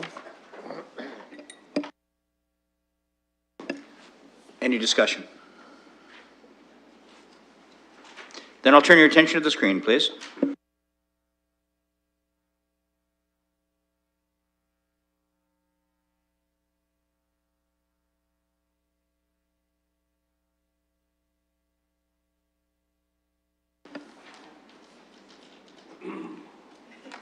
Closing the vote and the motion carries 14 with 1 recused. Councillor Hopkins. And I'd like to put number 17 on the floor. This was a zoning bylaw amendment for a consumption and treatment facility at 446 York Street. We had quite a lengthy public participation meeting. The gallery was full. There were a lot of comments made. The applicant was there as well, making the London Health Unit making the presentation. And it was quite a lengthy public participation with a lot of comments from the gallery. In the end, the committee did support having a consumption treatment facility at this site. The applicant is going to do further consultation with the community moving forward. But I know staff and the applicant will be having further conversations as this application unfolds. So I would like to put that item on the floor as well. Any conversation? Any discussion? Councillor Lewis. Thank you, Your Worship. Excuse me. I just want to share with my colleagues that this piece that's before us now is a zoning decision. And it has, to me, during the public participation portion, there was a lot of discussion about the health impacts. I don't dispute any one of those. I've taken the opportunity to avail myself of the chance to visit the current temporary overdose prevention site. The staff there are doing wonderful work. It's a badly needed amenity, I guess, is, for lack of a better term, in our community. But as a matter of zoning, I'm going to be voting against this.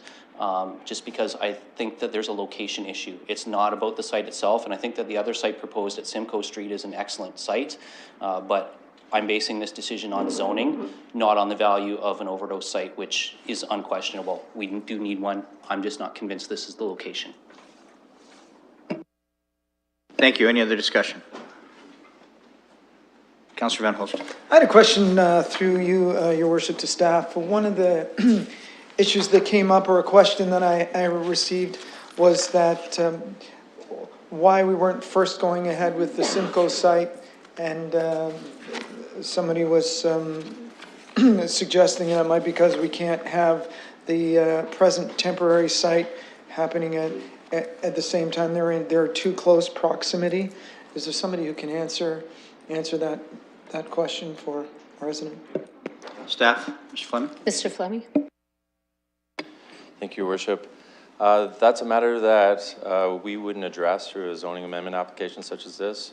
Applications come forward, there's a clear policy in place, and we evaluate the application based on the policy.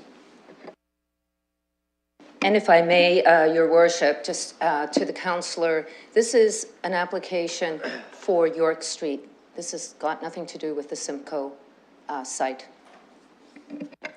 I'm well aware of that. I was just hoping. Could I ask councillors to direct their comments through the chair to, please, just a little bit of formality, please? Okay, yeah. So I'll recognize Councillor Van Holst, but please Yeah, do it thank that you, way. Mr. Chair. Yeah, so this is a question that I received, and it seemed like I should ask to provide a response for the resident. Thank you. Are you looking to respond to that, Councillor Hopkins, or shall we just now, is there any other discussion for this? Then I'll turn your attention to the screen, please.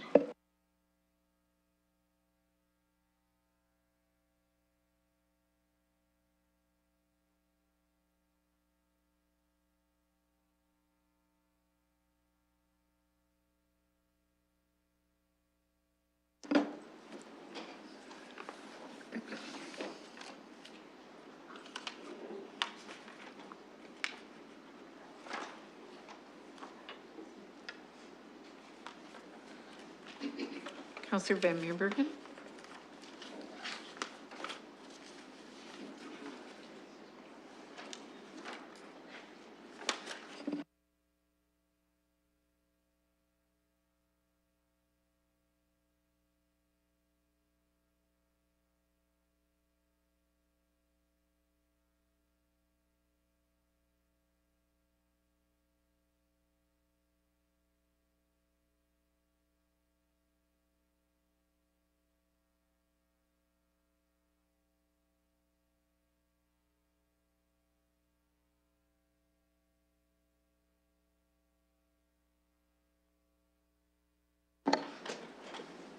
Sorry, I've got a little technical issue here, so I'll vote verbally, yes.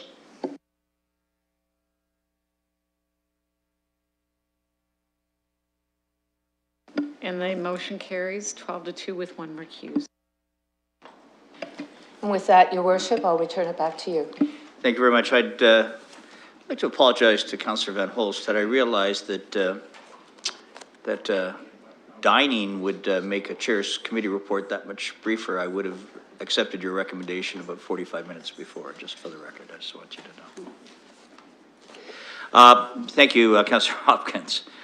We are not slating the other chairs who do really good work. Number 9, added reports. The second report of the Strategic Priorities and Policy Committee, based on last evening's meeting. May I call on you, Councillor Helmer, please? Thank you. I'll do my best to draw out the meeting as long as possible. I put the whole report except for 4.6. 4.6, we certainly had a divided vote, so I think we might as well just pull that one. There was a divided vote on a kind of interim motion, but I don't know that anyone wants to pull that, so I'll try the whole report except for 4.6.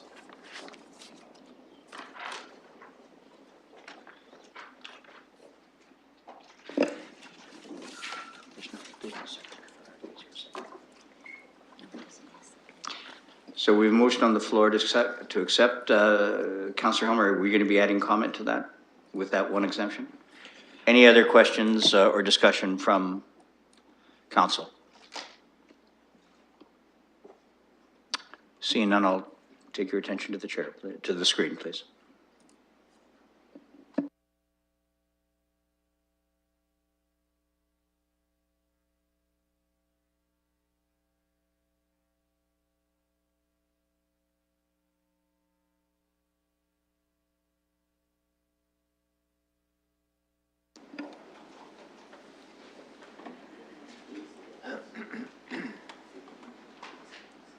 Councillor Sklar? Closing the vote and the motion carries 15-0. Thank you. Councillor Helmer. I'll put 4.6 on the floor. This is the appointments to the London Transit Commission. As you know, yesterday the vote was 11-4, so I imagine people want to vote on it separately. Is there a seconder? I thought it did, but it does not need a seconder, so then I will ask for any comments from council. Councillor Van Holst. Thank you. I would ask that we separate the vote for Tanya Park. Looking at how the results in the voting, I'm not comfortable the way our system worked in that one, so I'm going to ask to vote on that one separately.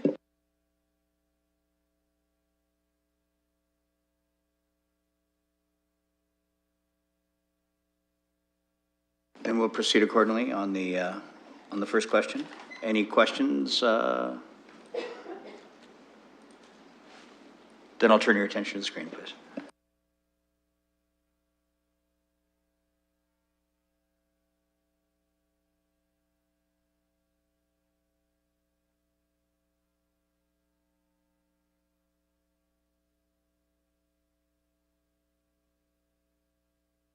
Just before you vote, I just want to be clear what council is voting on, and I wonder, clerk, if you could just clarify exactly what this portion is on this portion of the rank ballot result. Through you, your worship, this vote is on the appointment of S.L. Ruth and T. Conn to the London Transit Commission.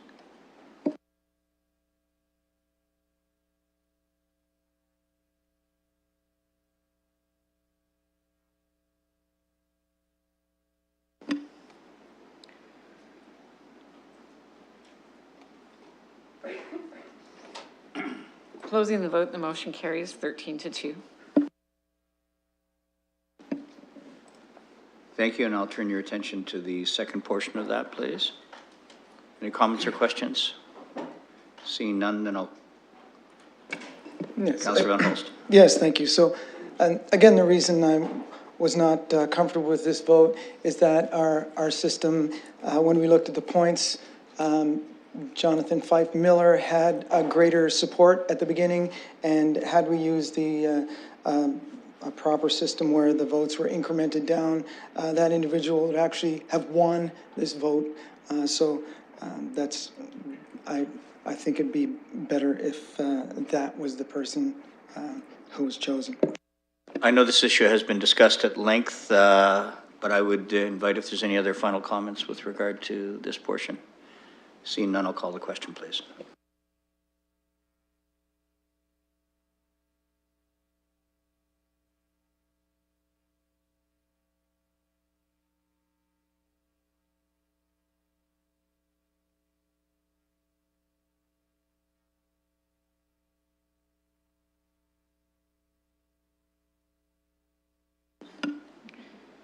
Closing the vote, the motion carries 10-5. Thank you, Councillor Hummer. Brevity is the soul of wit. 9.2, the second report of council in closed session. May I call on Councillor Lehman to report progress on the items as discussed in closed session, please. Thank you, Your Worship. I just want to move that the reporting progress on the confidential matters listed On the council agenda and the added matter from last evening, Strategic Priorities and Policy Committee. Go ahead. So noted. Is there a seconder? Councillor Hopkins. Seeing no discussion, I will call the question.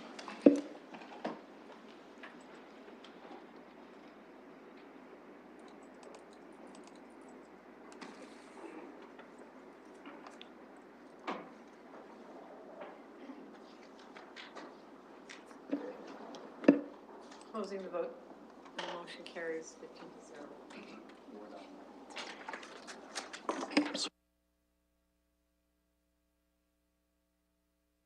And the motion carries 15 to 0. Deferred matters, I'm not made aware of any, clerk? None? Inquiries, are there any inquiries? Any questions that we have around the table? Councillor Sally. Thank you, Mr. Mayor, and sorry to catch the clerk off guard. I just had a question. I know you sent us communication just shortly while we're here this evening because you're good at multitasking. I see we got a communication from AMO saying that there was some board vacancies, but I noticed that the deadline for council to put a name forward is January 11th, and there's only one corporate services meeting and no council meeting beforehand. So I just wanted to know if there was any other flexibility or opportunities before, and just maybe wanted to bring that to my attention, my colleagues, just in case someone was interested.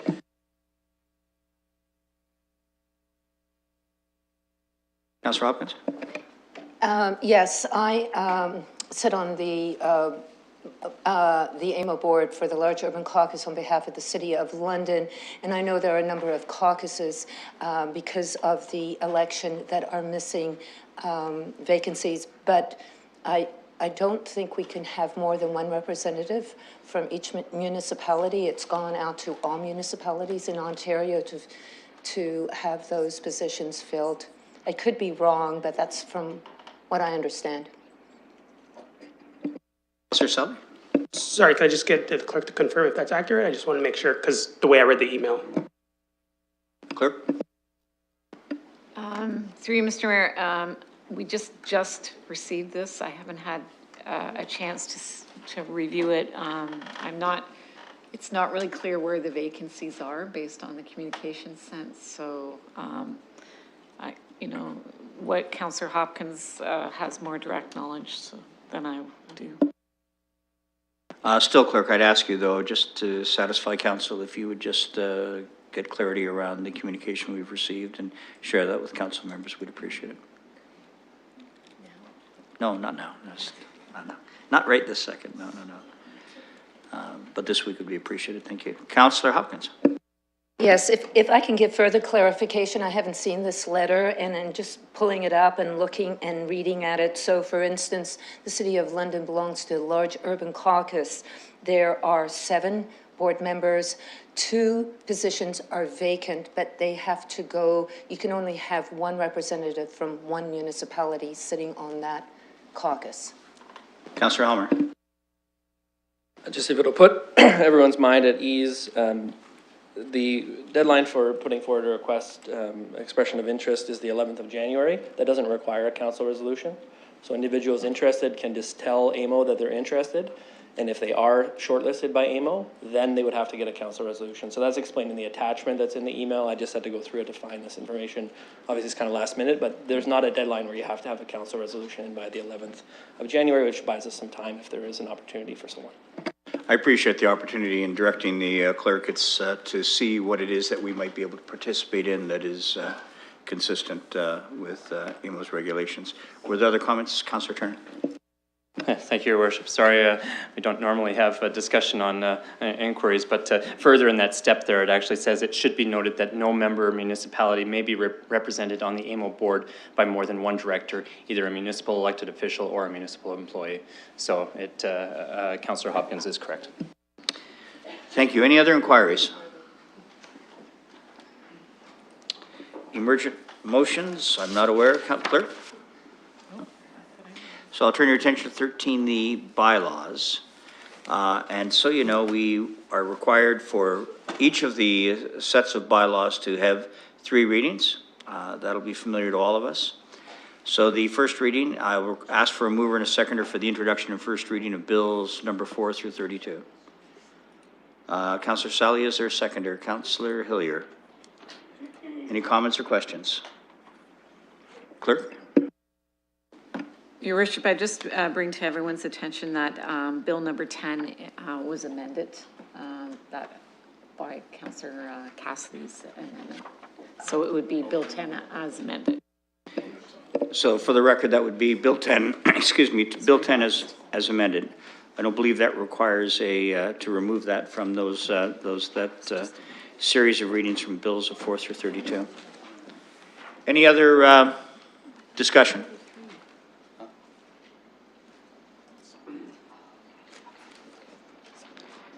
Then I'll turn your attention to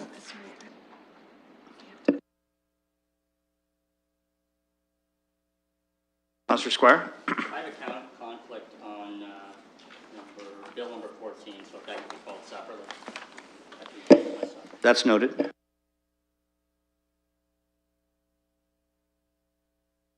So we'll be voting on bills 4 through 13, 15 through 32. Any other discussion?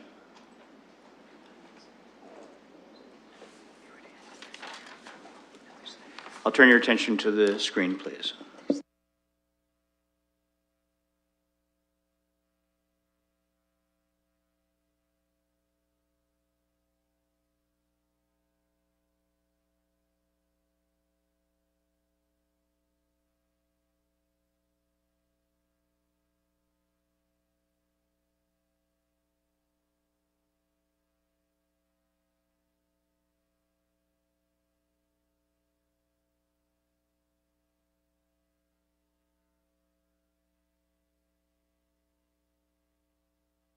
Councillor Squire. It pains me to say this, but I was wrong. I don't have a conflict, so we can vote on all the matters. Is that okay by you if we do? I just wanted to be clear. All right, so let the record show we accept Councillor Squire's admission of wrongdoing. And as we do, we are voting on bills numbers 4 through 32, please, including 14.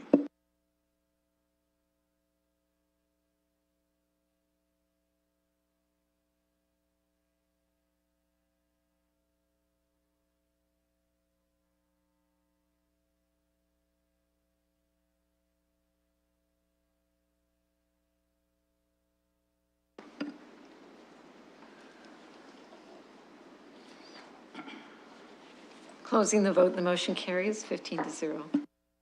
Thank you. Second reading, we're asking for mover and seconder for the second reading of same bills, numbers 4 through 32. Councillor Squire, do you want to move that? I thought you might. Seconded by Councillor Helmer. Thank you. Any questions? Councillor Morgan. Yes, my question is in general and relates to the bills associated with assuming portions of subdivisions. I'm wondering if our staff could just take it under advisement that it would be very helpful for me, particularly who has some of these almost every week, if maps of the areas can be put on the backs of the bills like we do with other segments. It makes it much clearer when there are subdivided subdivisions exactly what pieces are being assumed. I don't know if it can't be in the bill for some sort of technical clerk reason, if it could be outlined, because that would be very helpful for me, especially as eventually you're going to assume the subdivision I live in. I want to make sure that I don't vote on that one. Mr. Kasifas, yes, please. So, through the worship, we'll work with the clerks to see if we can make that happen. That sounds like yes. That's great. Sounded like yes. Thank you. Any other comments? Then I'll turn your attention to this. Excuse me, Councillor Cassidy. Thank you. Since it's second reading, I'll just make a comment on bill number 33. I'm just really pleased to see this going forward. The opioid crisis has been, it's not there? It's 446. Oh, we're doing bill 32? Okay, thank you. Scratch that until later.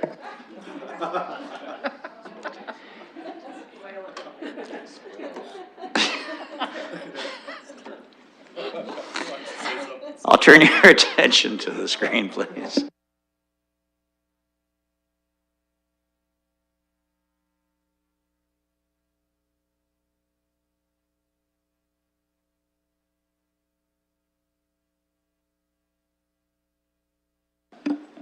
Closing the vote, and the motion carries 15-0.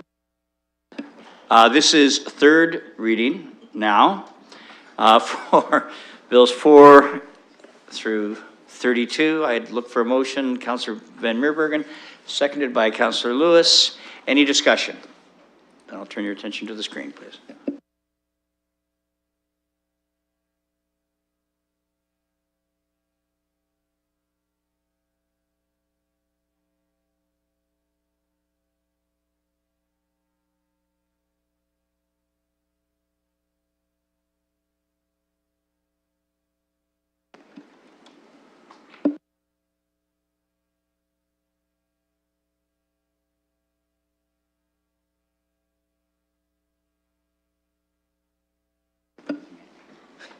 Closing the vote, and the motion carries 15-0.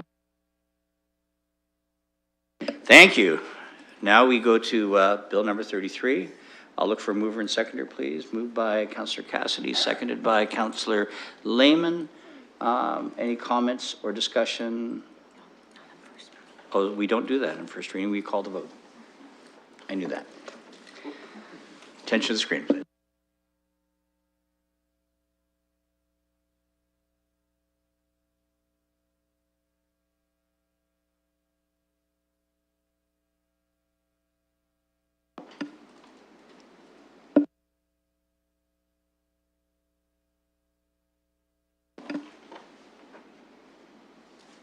Closing the vote, and the motion carries 13-1 with 1 recuse.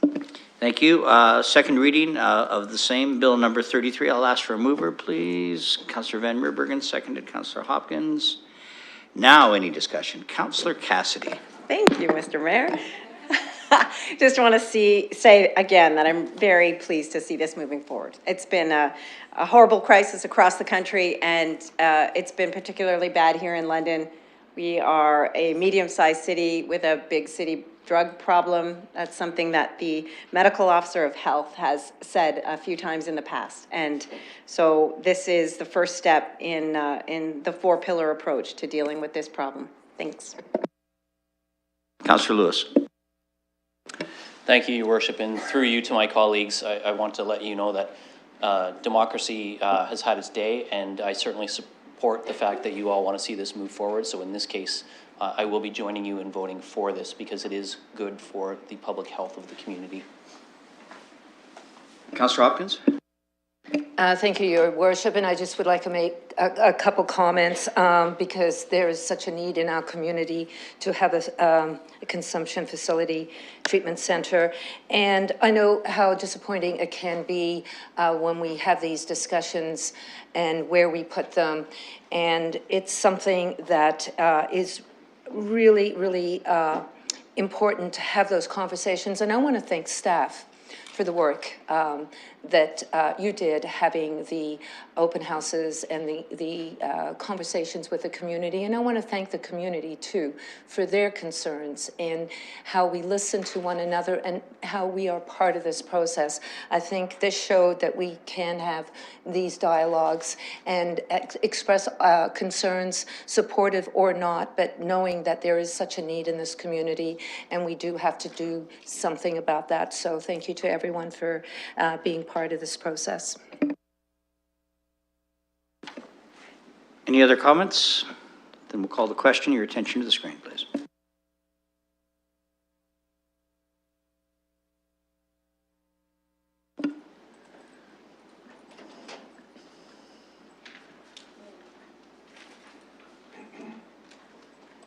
Closing the vote. Councillor Pelosa.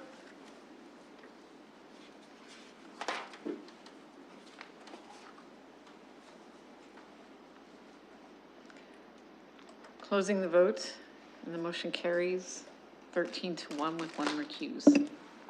So we now have third reading, third and final reading. We ask for mover and seconder for third reading. Enactment of bill number 33, moved by Councillor Kayabauga, seconded by Councillor Hopkins. We'll call the vote. Your attention to the screen, please.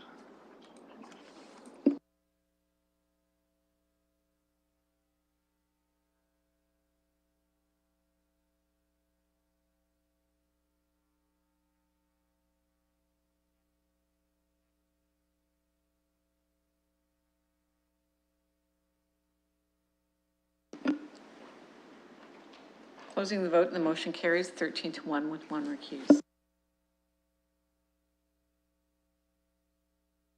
Thank you, that's carried. I will look for a motion of adjournment. I'm in for that. It was a tie between Councillor Squire and Councillor Van Meerbergen. Come on, Phil, give it to me. I give it to him. Thanks. We'll accept a hand vote on this. All those in favor? Carried. Thank you all very much for our last council meeting of the year. Happy holidays and Merry Christmas as the seasons befit you.